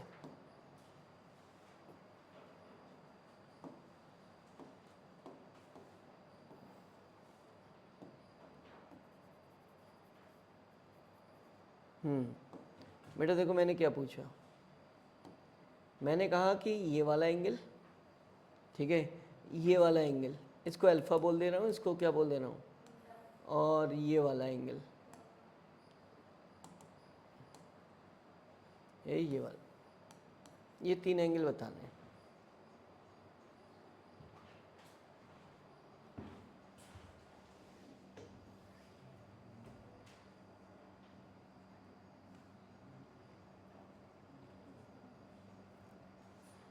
ए बी के बीच देखो पहले एंगल 90 दिया है, फिर किसके बीच देखो, बी एंड सी के बीच, देखो कैसे निकालो,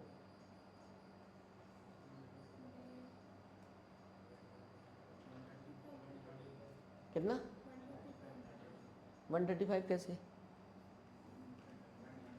अपने आप से लगा दिया, वैसे तुम अप्रोच लगा रहे हो, लेकिन अप्रोच तब लगा रहे हो ना वो 45 पता था, 45 किसका था, पिछली बार ये तो था, 45 किसका था बेटा, इसका ही तो था ये एंगल, ये 45 पता था, तब तो लगा सकते थे, कितना लगाते, ये 45 तो ये भी 45, और ये पूरा 180, 180 माइनस 45 35, 135, और ये भी 135, ये भी कितना, लेकिन ये तो पता हो, अब ये पता है नहीं इसमें, ये इसमें पता नहीं है, क्यों नहीं पता बेटा, tan 45 तब होता जब ये दोनों मैग्नीट्यूड में इक्वल होते, देखो पिछली बार क्या थे ये, जब 45 हमने लिया था बेटा यहाँ पर, तो वो वेक्टर्स मैग्नीट्यूड में क्या थे, इक्वल थे, ठीक है, 45 ये दोनों क्या थे, इक्वली तो आए थे सी और ए, तब ये 45 आया था भाई, तभी तो आ सकता है 45, वरना आ ही नहीं सकता, राइट एंगल ट्रायंगल की प्रॉपर्टी है 90 45 45 आइसोसेलेस ट्रायंगल हो गया, ठीक है। अब ऐसा नहीं है, तो ऐसा नहीं है, कहाँ ऐसा नहीं था, ऐसा इसमें नहीं था, इसमें, तो ये 45 आया नहीं, ये कितना आया 60, क्या आया 60, जब ये दोनों इक्वल नहीं थे तो क्या आया 60, ठीक है। अब यार इसमें भी कुछ ना कुछ तो रिलेशन होना चाहिए, अब मैं अगर इसमें निकालने की कोशिश करूं, मैं कहूँगा बेटा ये निकालो तुम, अच्छा चलो ये वाला एंगल, इसको कोई नाम दे देना है, वैसे तो ये अल्फा होता है, इसको नाम दे दो तुम डेल्टा। अब तुम लगाओगे वही कॉन्सेप्ट tan डेल्टा वाला, उसमें तुम्हें वेक्टर का d का मैग्नीट्यूड पता होना चाहिए। अब d का मैग्नीट्यूड कितना है बेटा, सी मतलब √13p। तो तुम tan अल्फा लगा के देख लो, चलो लगाए भाई। tan अल्फा डायरेक्ट क्या लगा दूं, परपेंडिकुलर अपॉन, अब वो क्यों नहीं लगा रहा जो फॉर्मूला है मेरा, भाई फॉर्मूला जब बनाया उसी को लगाओ, उससे भी यही निकल कर आएगा, उससे भी क्यों निकल कर आएगा, तुम देख लो। This is B, B sine क्या लगाओगे, A plus B cos sine 90 is 1, तो बी आया बेटा, और ये cos 90 is 0 upon A, perpendicular upon base ही तो आया। तो जब 90 एंगल हो तो तुम डायरेक्ट परपेंडिकुलर अपॉन बेस लगा लो, ट्रिग्नोमेट्रिक रेशियो वाला, ठीक है। ये स्मार्टनेस है, क्योंकि तुम डायरेक्ट अप्रोच पर चले जाओगे। तो तुम बताओ यहाँ पर बी अपॉन ए लगाओगे, बी दिया है तुम्हें बेटा कितना 3p, और ए क्या दिया है, p से p कैंसिल, वो हो सकता है ऐसा तुम्हें दे दें, ठीक है। ए बी सी पहले भी 0 था, अभी भी क्या है 0 है। ए और बी का मैग्नीट्यूड बराबर दे दिया उन्होंने, मैंने बराबर लिया था 3p, उन्होंने ए इक्वल टू बी लिख दिया, और सी इक्वल टू क्या दे दिया, √a एंड √b। अब थीटा नहीं दिया, क्या नहीं दिया, अब थीटा तुम्हें फाइंड करना है, what is the angle between two vectors. ये सारी चीजें तुम स्मार्टनेस के थ्रू हासिल करोगे। अब ये क्वेश्चन क्या तुमने किया है बेटा, बताओ, ये वाला क्वेश्चन किसने किया है, जब ऐसा हो तो एंगल बिटवीन टू वेक्टर्स कितना होगा, ये पहला क्वेश्चन है मेरा। मैंने जब वेक्टर के क्वेश्चन कराना शुरू किए थे तो फर्स्ट क्वेश्चन था, क्या था, फर्स्ट क्वेश्चन था, देखो फर्स्ट क्वेश्चन, फर्स्ट या सेकंड होगा, बस सेकंड था शायद, इसी के फॉर्मूला बेस्ड बेटा, इसी पे क्वेश्चन मेगा वही r इक्वल टू √a इसको 90 आ गया। तो पिछला क्वेश्चन बनता चला जा रहा है भाई, ए बी के बीच एंगल 90 आ गया। अब इसमें क्या लगाओगे, c इक्वल टू दिया है बेटा तुम्हें कितना, √2a plus equal to √2b, ये लिखो मत, हाँ चलो। अब मुझे c इक्वल टू दिया है, मेरे पास फॉर्मूला क्या है बोलो, plus B square plus cos theta, theta निकालना है। r कितना दिया है, ये r ही तो है, ये इन दोनों का रिजल्टेंट है, ठीक है। c, अब ये जो r है ये कैसे, नहीं r नहीं है, ये c है, c किसका रिजल्टेंट है, देख लो। ए तुमने यही तो पढ़ा था बेटा, अभी मैंने समझाया ना, ये वेक्टर a प्लस कितना इक्वल टू 0 जब दिया हो तो c को क्या लिख देना, a plus B equal to क्या लिख देना बेटा, -c, ठीक है। तो आपने लिखा c is equals to a plus क्या b, और किसका, ये माइनस साइन लगाओगे, क्या लगाओगे, माइनस साइन। तो आपने लिखा c is equals to, c को इधर ले गए ये a प्लस b, ठीक है, और चाहो तो c माइनस इधर लिख दो, तो c कितना हो गया। अब इसका मतलब डायरेक्ट समझो, a प्लस बी का जो रिजल्टेंट है वो c के क्या है, इक्वल है, और क्या है, अपोजिट है। मैं तुम्हारे समझने के लिए थोड़ा सा इसको और क्या लिख दे रहा हूँ, बताओ, अभी पिछली बार ये लिखा था नहीं, जो वेक्टर c है वो ए बी के रिजल्टेंट के इक्वल और क्या है, अपोजिट। अब तुम चाहो तो इसका थोड़ा सा अच्छा लगने के लिए क्या बना लो, डायग्राम बना लो, क्या बना लो बेटा, डायग्राम। जब तुमने डायग्राम बनाया तो तुमने क्या देखा, देखो this is what, vector A, बेटा ये कौन है, वेक्टर बी। अब तुमने ये कैसे 90 बना लिया, तुम ऐसे नहीं बना सकते, तुम पहले शो करोगे, क्या करोगे, शो, तो पहले शो करते हैं, दिस इज आर। अब आर क्या है बेटा, आर बोलो सी है, आर क्या हो गया, सी। इसकी वैल्यू यहाँ गिवन है ना, तुम्हें क्या लिख सकते हो बच्चे, √2a का क्या। अब तुम्हें जब ये दिया है, ये अगर भी दिया होता तो इसका मतलब भी a इक्वल टू क्या है, b, तुम सबको हटा दो, a स्क्वायर, इसको भी क्या लिख लो, प्लस 2a स्क्वायर, और कॉस क्या लिख लो, थीटा। बेटा ये बताओ, ये 2a स्क्वायर हो गया, ये 2a स्क्वायर, और ये और ये मिलाकर कितने हो गए, इधर लाया तो माइनस के हो गए, ठीक है। इधर क्या बचा, 2a स्क्वायर कॉस क्या थीटा। बेटा इससे ये क्या हो जाएगा, यहाँ क्या आएगा, 0, 2a square cos theta, cos theta is also 0, 0.2a square करोगे, यहाँ से थीटा कितना पता चल गया, थीटा इक्वल्स टू 90। अब तो ये पता चल गया कि थीटा 90 है, ठीक है। वेक्टर ए और क्या बेटा, तो मुझे इन दोनों का रिजल्टेंट किधर बनाना पड़ेगा, बताओ, डायगोनल। इसको मैं क्या बोलूँगा, वेक्टर क्या, डी, और डी के कौन इक्वल और अपोजिट है, सी। इसका मतलब मुझे ये पता चल गया कि इनके बीच आपस में एंगल कितना है, 180 है, तो मैं इसके जगह क्या लिख दूंगा, 180। अब मुझे चाहिए ये वाला एंगल, इसको मैं क्या कहता हूँ, अल्फा। अब टेन अल्फा जब फॉर्मूला लगाता हूँ तो मैंने कहा जब 90 डिग्री हो तो क्या कर लेना, डायरेक्ट परपेंडिकुलर अपॉन बेस लगा लेना। तो tan alpha equals to perpendicular upon base, perpendicular कौन है बेटा, बी, ठीक है। मैं लिख दे रहा हूँ फॉर्मूला, मैं इसलिए लिख रहा हूँ ताकि तुम्हें पता हो 90 डिग्री पर ये लग सकता है। और सुनो ए, तुम ये प्रूफ करके लिखो ताकि तुम्हारा कॉन्फिडेंस बिल्डअप हो कि टेन अल्फा इक्वल्स टू होता क्या था, बी, ठीक है। टेन अल्फा क्या होता था बेटा, जिसके साथ वो बनाता था वो अलग आता था, ऊपर आता था क्या, बी साइन थीटा, थीटा कितना 90, डिनोमिनेटर में क्या आता, हाँ विजय,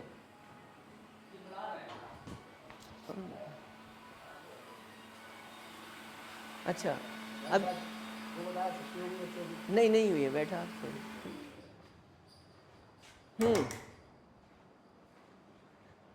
तो भाई क्या देगा, बी साइन 90, जिसके साथ बना रहा है वो अलग, प्लस कितना, बी कॉस 90। बेटा पता है इसका क्या होगा, ये वैल्यू क्या हो जाएगी 0 और ये क्या हो जाएगा 1, तो कितना आ गया, बी अपॉन ए। अब मैंने इसको क्या लिख दिया और इसको क्या लिख दिया, यहाँ से तुम्हें एक सीख मिल गई, कभी भी एंगल 90 होगा तो फॉर्मूला लगाने की ज़रूरत, सीधे परपेंडिकुलर अपॉन क्या लगाना है, बेस। अब b इक्वल टू किसके मैग्नीट्यूड में क्या है बेटा, दोनों इक्वल, तो ये दोनों क्या कर देंगे, कितना आ जाएगा, अल्फा की वैल्यू 44। ये बात समझ आई, ठीक है। अब अल्फा 45 हो गया बेटा, तो ये 45 है, मुझसे कहा है एंगल बिटवीन डिफरेंट वेक्टर्स, तो मुझे किस किस के बीच चाहिए, ए बी के बीच, डी तो मेरा रिजल्टेंट है, इससे कोई मतलब नहीं है, मुझे चाहिए ए बी के बीच। ए बी के बीच मुझे पहले से पता है कितना है 90, तो ए बी के बीच 90 है, ये वाला, ये वाला, ये मुझे चाहिए बी और सी के बीच, वो कौन है, ये है, इसको अल्फा, इसको बीटा मान ले रहा हूँ, और ये वाला कितना बेटा, इसे गामा मान, ए और सी के बीच। अब मुझे बीटा चाहिए तो मुझे पता है 180, पूरा 180 कहाँ तक है, बोलो बेटा 180 कहाँ तक है, यहाँ तक है 180, तो 180 में से किसको सब्ट्रैक्ट कर दूंगा, ये 45 है तो ये भी क्या होगा 45, तो 180 माइनस 45 बीटा मिल गया, तो बीटा कितना आया 180 माइनस 45 135। उसके अलावा गामा चाहिए, पूरा कितना है 180, 180 माइनस कितना आया गामा, 180 माइनस 45, वो भी कितना आ गया, ऑप्शन कौन सा सही है, पहला। देखो तो देख रहे हो, वहीं खेल रहे तुम, ठीक है, बस एक चीज को वहीं खेलकर कंप्लीट कर दो। तो बेटा वो ये क्वेश्चन है, एक ट्रायंगल है मेरे पास, ठीक है, ये रहा, दिस इज व्हाट, एक ट्रायंगल, ठीक है। इस पर क्या रखा है बच्चे, एक पार्टिकल रखा है, और उस पर क्या लग रहे हैं, बोलो, फोर्स लग रहा है, क्या बेटा, फोर्स। फोर्स किधर लग रहा है, एक इधर और एक इधर लग बेटा इनको नाम दे दूंगा, क्या दे दूंगा, F1, और इसको क्या नाम दे दूंगा, F2, या मैं ऐसे दे सकता हूँ, ठीक है। पहले मैं एक छोटा सा आसान क्वेश्चन देता हूँ,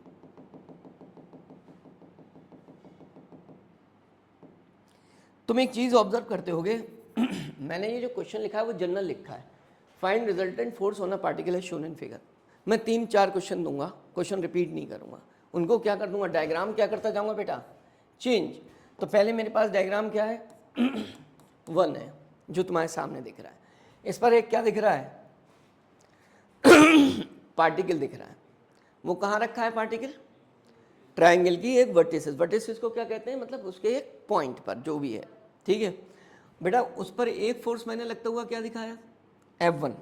क्या दिखाया भाई, F1। इसकी वैल्यू मैं कुछ भी ले लूँगा यार, मैं इसकी वैल्यू ले रहा हूँ 4। क्या ले रहा हूँ, 4 न्यूटन, ठीक है। और एक दूसरा फोर्स लगते हुए दिखा दे रहा हूँ, क्या है बेटा ये, F2, जिसको मैं क्या कह दूंगा, 3 न्यूटन। तो मैं ये शो कर सकता हूँ तुम्हें, नहीं। अब मैं तुमसे कहूँगा रिजल्टेंट फोर्स निकालो, तुम्हें क्या दिख रहा है, 2 वेक्टर, और लॉ ऑफ एलग्राम आता है तुम्हें, ठीक है। मैं थोड़ा सा नीचे बना दे रहा हूँ इसको, देखो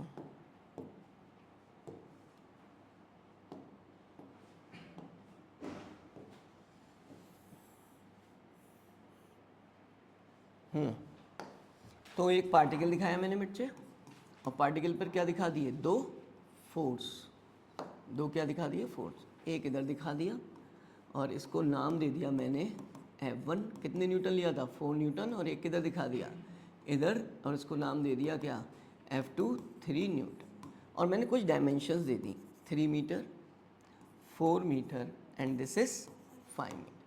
अब तुम एक चीज़ ऑब्जर्व करते हो कि यार मैंने तो तुम्हें फोर्स की वैल्यूज़ तो दे दी, जो तुम्हें नहीं दिख रहा है वो क्या चीज़ है ऐसी, एंगल नहीं दिख रहा।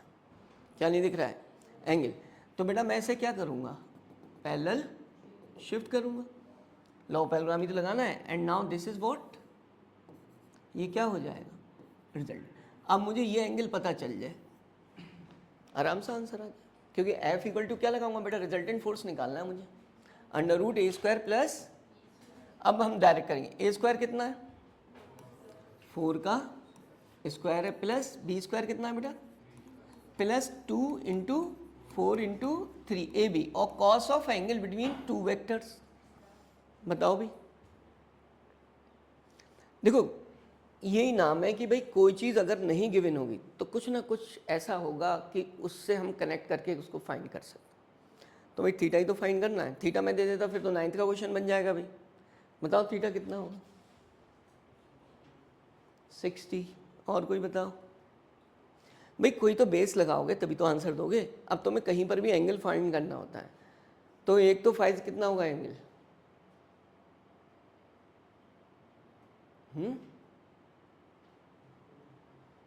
राइट एंगल ट्राइंगल की प्रॉपर्टी है बच्चों ये, क्या है, 5 का स्क्वायर किसके इक्वल होगा,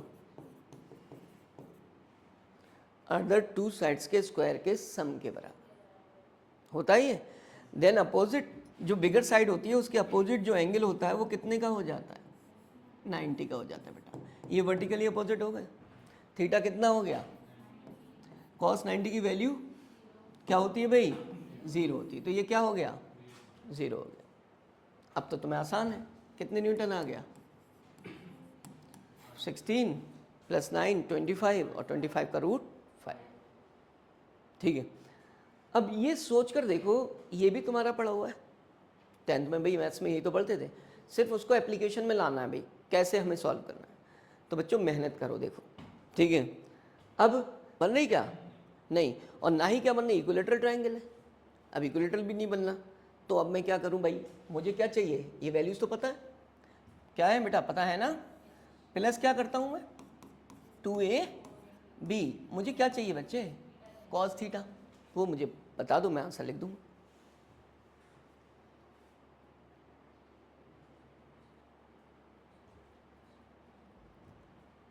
मैं बता, तुम नहीं फाइंड कर पाओ। तुम यहाँ पर एक एंगल मानोगे थीटा, बेटा जब दोनों क्या है, सिमिलर ट्रायंगल्स, इस ट्रायंगल की मदद से, this is a right angle triangle, क्या फाइंड कर लेंगे भाई, बोलो, साइन थीटा क्या होगा, परपेंडिकुलर अपॉन हाइपोटेन्यूज, परपेंडिकुलर ये होगी, हाइपोटेन्यूज ये होगी, कितना हो गया बेटा, 1/3। यार ये तो वैल्यू तुम्हें पता भी नहीं है और एंगल भी बहुत कॉम्प्लिकेटेड है, तो ये तो तुम फाइंड नहीं कर पाओ। अगर 1/2 होता तो बता देते, ठीक है, या क्या होता, और कोई √3/2 होता तब बता देते, 1/√2 होता तो बता देते, लेकिन ये तो कोई एंगल ही नहीं है। अब मैं एक चीज़ बोल रहा हूँ कि यार ये पता है मुझे और एंगल गिवन भी नहीं है, तो ये पूरा एंगल कितना हो गया।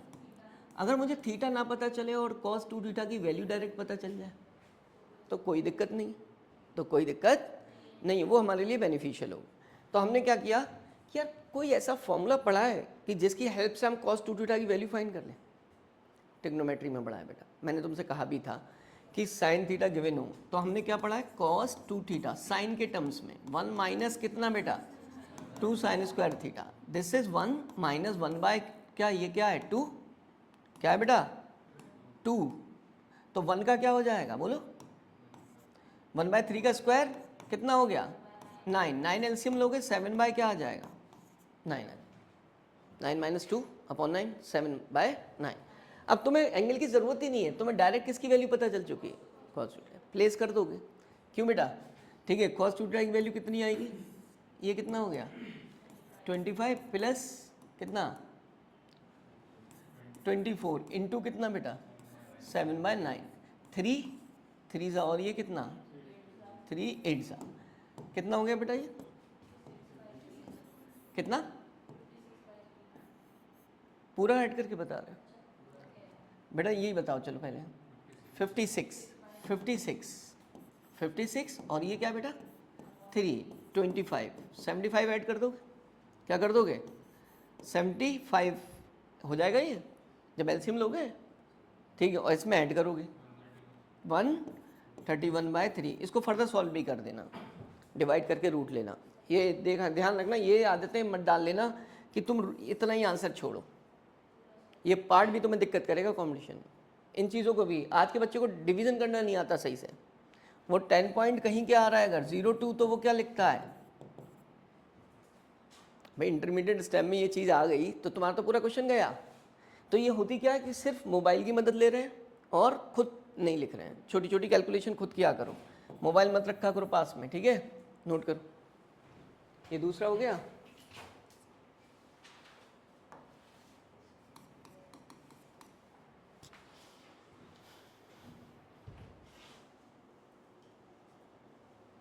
अब मैं एक मॉडिफिकेशन तुम्हें दे रहा हूँ, उसको ऑब्जर्व करना है,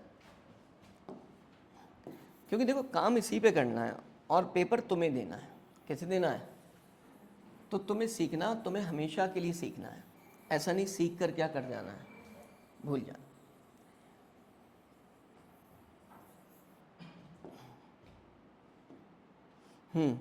अब सब मुझे एंगल बताएंगे बेटा, इमोशनल मत होना, बस क्या मत होना, इमोशनल एकदम मत बोलना, यहाँ पार्टिकल है, अब हम सॉल्व नहीं करेंगे, ठीक है, एक फोर्स ये लग रहा है F इक्वल्स टू कितना 2 न्यूटन और एक फोर्स इधर लग रहा है, ये दो फोर्स लग रहा है, F2 इक्वल्स टू कितना कुछ भी ले लो 2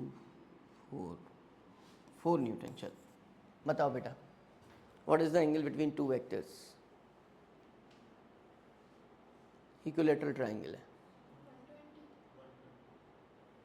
कितना मेगा बताओ बेटा, है 120, सही। देखो अब इसी में क्या होता है, बच्चा कहता है कि यार इक्विलैटरल ट्रायंगल है, ये 60 ये भी क्या, तो मैंने तुम्हें पढ़ाया नहीं कि एंगल बिटवीन टू वेक्टर ये होता है, मैंने क्या बताया बेटा, टेल टू टेल रखे होने, ये smaller angle between two vectors, क्या बताया स्मॉलर, ये टेल टू टेल रखे हैं पहले से ही, और स्मॉलर एंगल तो ये हुआ ना, तो ये क्या हो गया थीटा इक्वल्स टू कितना बेटा 100, बस ये चीज़ें सीखनी है, समझो, लिटिल बिट चेंजेस, ठीक, और हमेशा के लिए।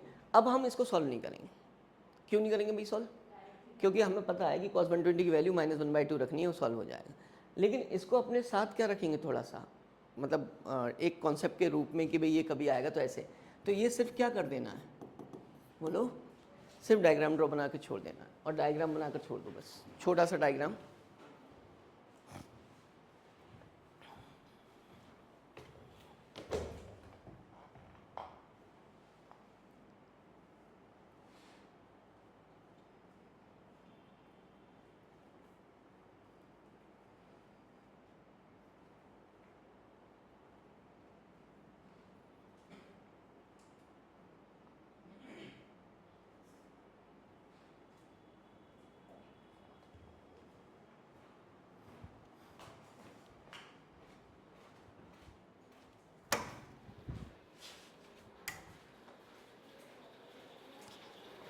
फोन में बात हुई,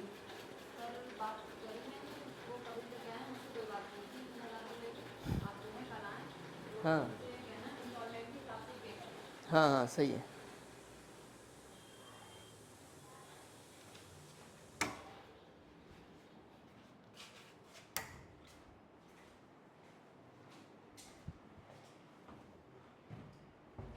हो गया। अब भाई क्या करेंगे, थोड़ा सा चेंजेस ही तो लाएंगे हम, ठीक है। इस टाइप के क्वेश्चन हमने निपटा लिए, 90 वाला हो गया, ये हो गया, ये हो गया, और छोड़ो पॉसिबिलिटी, बाकी हम वहीं देख लेंगे, ठीक है। तो यार ये कौन से क्वेश्चन थे, डायग्राम बेस्ड। अब मैंने 3 ट्रायंगल वाला किया, मैं एक स्क्वायर वाला करा रहा हूँ, ठीक है। ये बहुत इंपॉर्टेंट है, ये हर किसी में इलेक्ट्रिक फील्ड में आ सकता है, 12th की इलेक्ट्रिक फोर्स में आ सकता है। तो देखो इसको क्या करते हैं,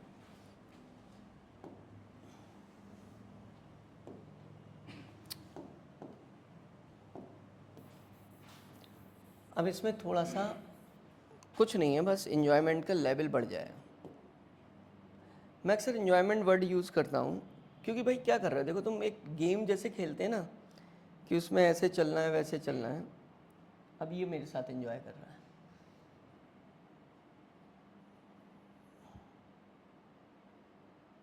तुम्हें पता है वैसे ये जो बोर्ड है, अगर लोकल थोड़ी सी नॉर्मल कंपनी का लो तो 1 लाख का मिल जाता है।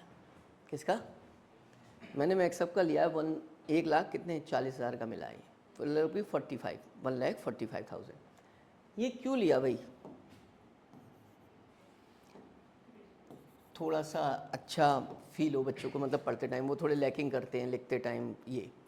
तो भी देखो हम लोग क्या नहीं करते, सोचते हैं कि पढ़ाई में क्या करें, ज़्यादा से ज़्यादा बच्चों को फैसिलिटीज़ प्रोवाइड करें, ठीक है। एसी इसलिए लगाया है कि अच्छे से तुम एक्टिव होकर पढ़ो, ये नहीं कि एक्टिव होकर सो जाओ, सही है।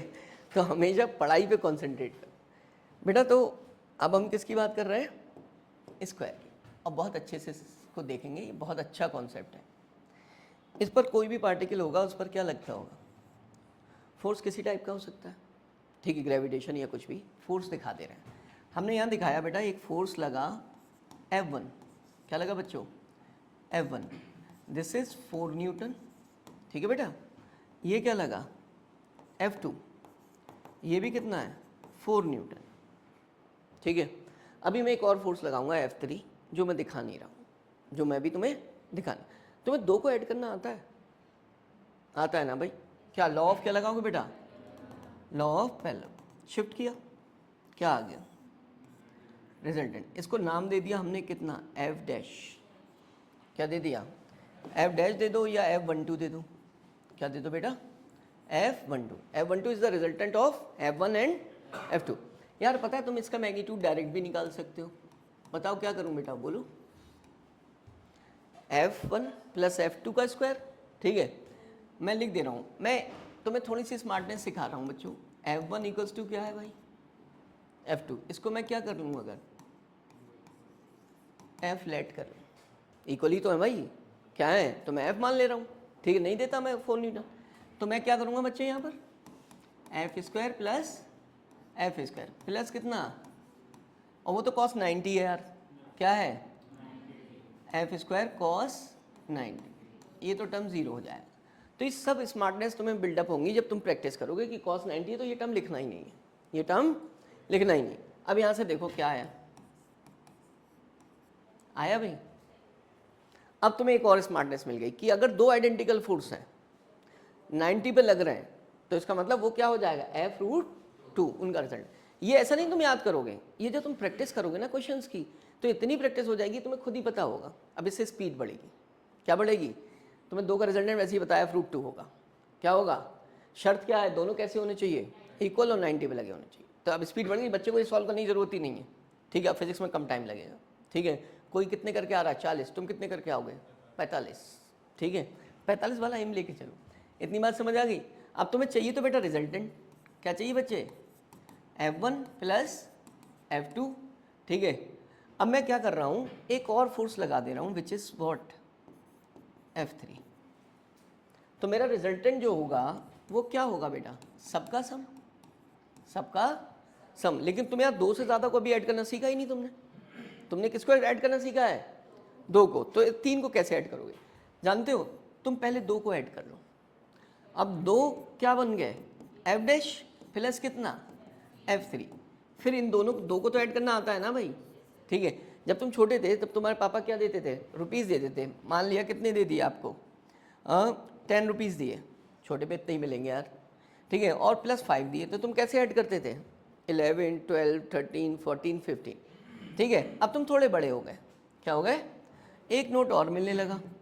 लेकिन पता है तुम बड़े ज़रूर हुए, दिमाग तुम्हारा बड़ा नहीं, क्योंकि तुमने कभी पढ़ाई सही से की नहीं।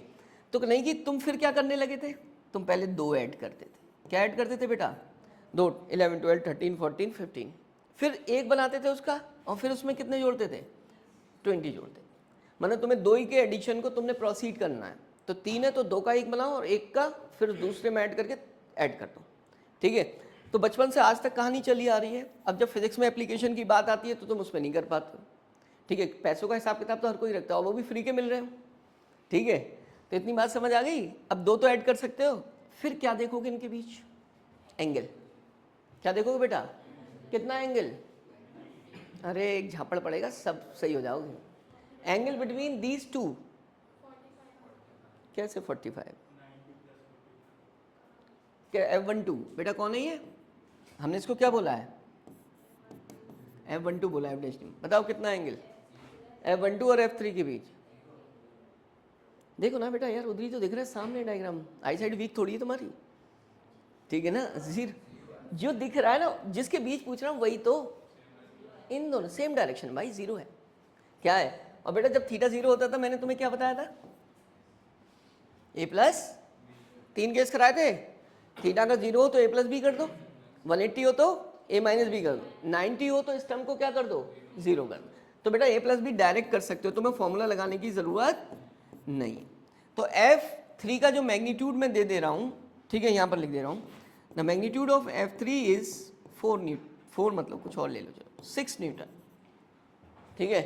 अब तुम्हें F12 प्लस क्या करना है बेटा, ठीक है, कितना आएगा बोलो, this is F12 is what, F√2, कितना बेटा, F√2 मतलब कितना, 4√2 प्लस कितना ये 6, ठीक है। अब चाहो फर्दर इसकी वैल्यू रखो 1.414, और इसके साथ क्या कर दो, 6 ऐड कर दो उसमें, ठीक है। तो 4 × 1.414 प्लस 6, ठीक है, ये ऐड करना और क्या लिख देना, आंसर लिख देना। अब मेरी बातें समझो थम कर, मैं जो पूछ रहा हूँ वही आंसर देना सीखो।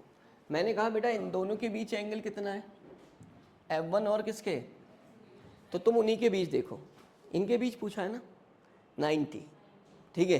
फिर मैं कह रहा हूँ F3 और F12 के बीच 0।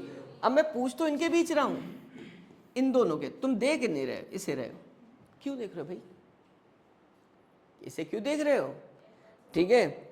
किसने बताया था, उज्जवल तुमने भी बताया था जी, ठीक है।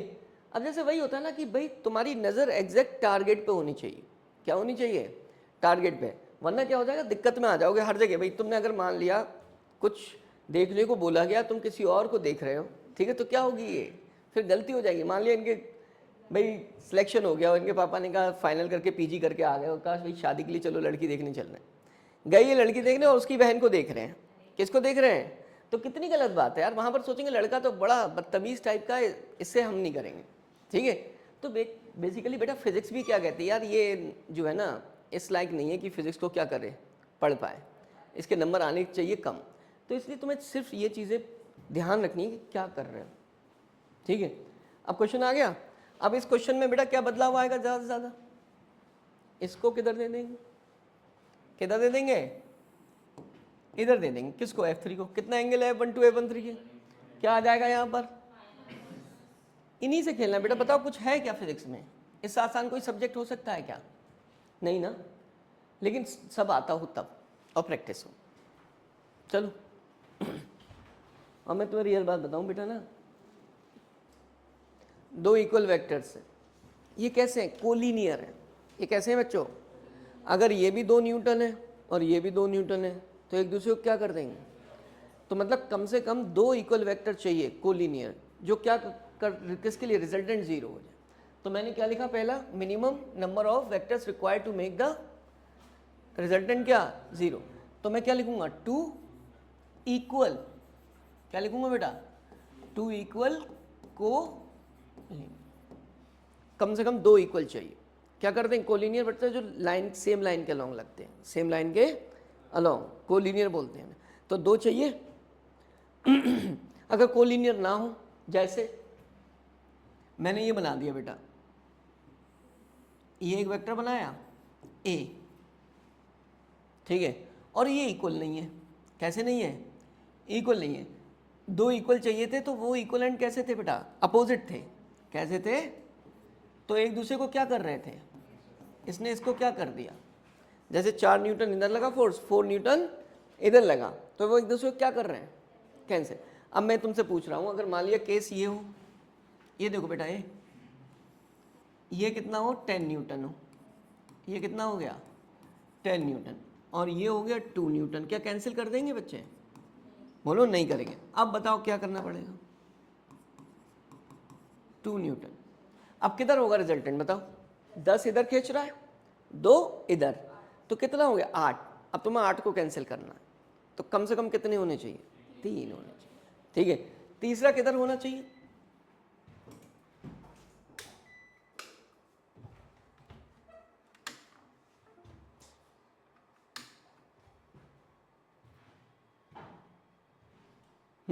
तीसरा किधर होना चाहिए बेटा बताओ, नेट फोर्स के अपोजिट। नेट फोर्स कितना है 8, तो 8 का और लगाओ, किधर लगाओ, और वैसे भी दिख रहा होगा तुम्हें यहाँ, थोड़ा सा अपना कैमरा स्टार्ट,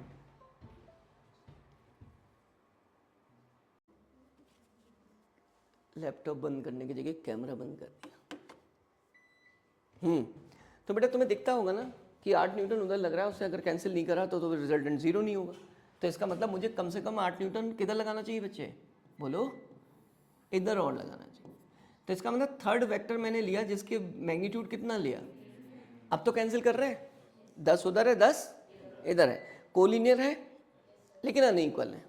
कैसे, अनइक्वल। कोलिनियर जब इक्वल थे तो 2 ही काफ़ी थे, क्या थे, एक दूसरे को क्या करने के लिए, कैंसिल करने। लेकिन अनइक्वल है तो कितने चाहिए, कम से कम 3 चाहिए, ठीक है, क्योंकि जो नेट वाला आ रहा है उसको क्या ओवरकम करना है। तो मैं क्या लिखूंगा, 2 इक्वल कोलिनियर और 3 क्या, अनइक्वल कोलिनियर, अनइक्वल कोलिनियर। बात समझ गए, पहला हो गया। अब वर्ड आया कोप्लेनर। क्या है बच्चों, कोप्लेनर, जो सेम प्लेन में लाई करें। को का मतलब होता है सेम, प्लेन, प्लेन जैसे बोर्ड के प्लेन। अब लाइन के अलोंग लाई कर रहे हैं ना करें, डजंट मैटर।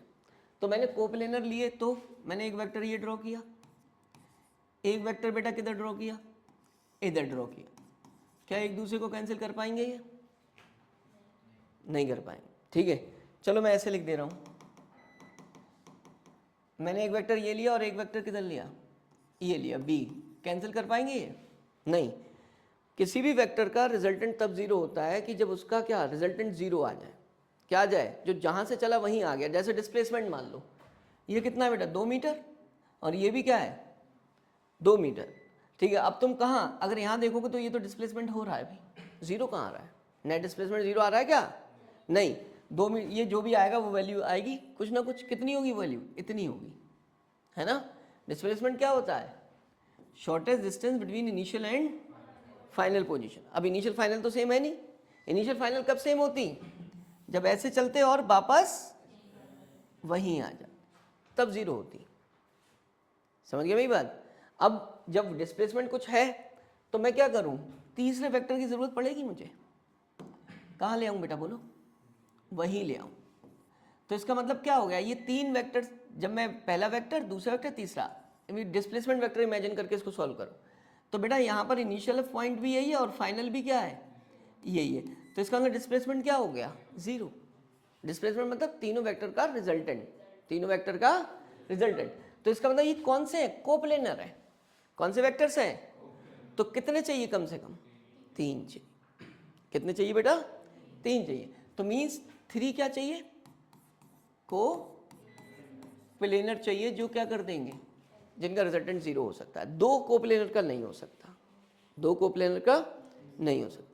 अच्छा, नॉन कोप्लेनर की बात करें, नॉन कोप्लेनर मतलब जो एक प्लेन में लाई ना करे। देखो जैसे बेटा एक वेक्टर ये क्या, मुझे पेन दो जरा, दो।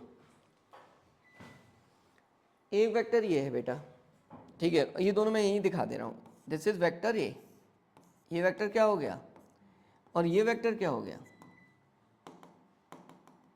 ये वेक्टर ए हो गया, ये वेक्टर बी हो गया, ये तो प्लेनर हो गए.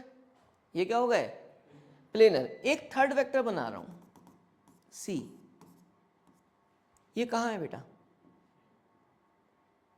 ये मैंने जो सी बनाया है वो क्या है, मान लिया ये एक्स एक्सिस के लॉन्ग है, ये किसके लॉन्ग है, ये किसके लॉन्ग है, और ये जेड एक्सिस के लॉन्ग है ऐसे. तो थर्ड वेक्टर की टिप कहाँ आ गई, फाइनल पॉइंट ये आ गया डिस्प्लेसमेंट. ठीक है, तो जैसे मैंने इसमें कहा था ये दो, ये भी दो और ये भी दो, जब इतना चलकर वो आया यहाँ पर जीरो हो गया. ये भी दो बेटा, ये भी क्या ले लिया, और ये भी क्या है, दो है. तो वो मान लिया एक मंकी है, वो ऐसे चला, फिर ऐसे चला, फिर यहाँ पर आकर बैठ गया टिप पर, तो उसका डिस्प्लेसमेंट जीरो है, नहीं है. इनिशियल पॉइंट पे जाना चाहिए.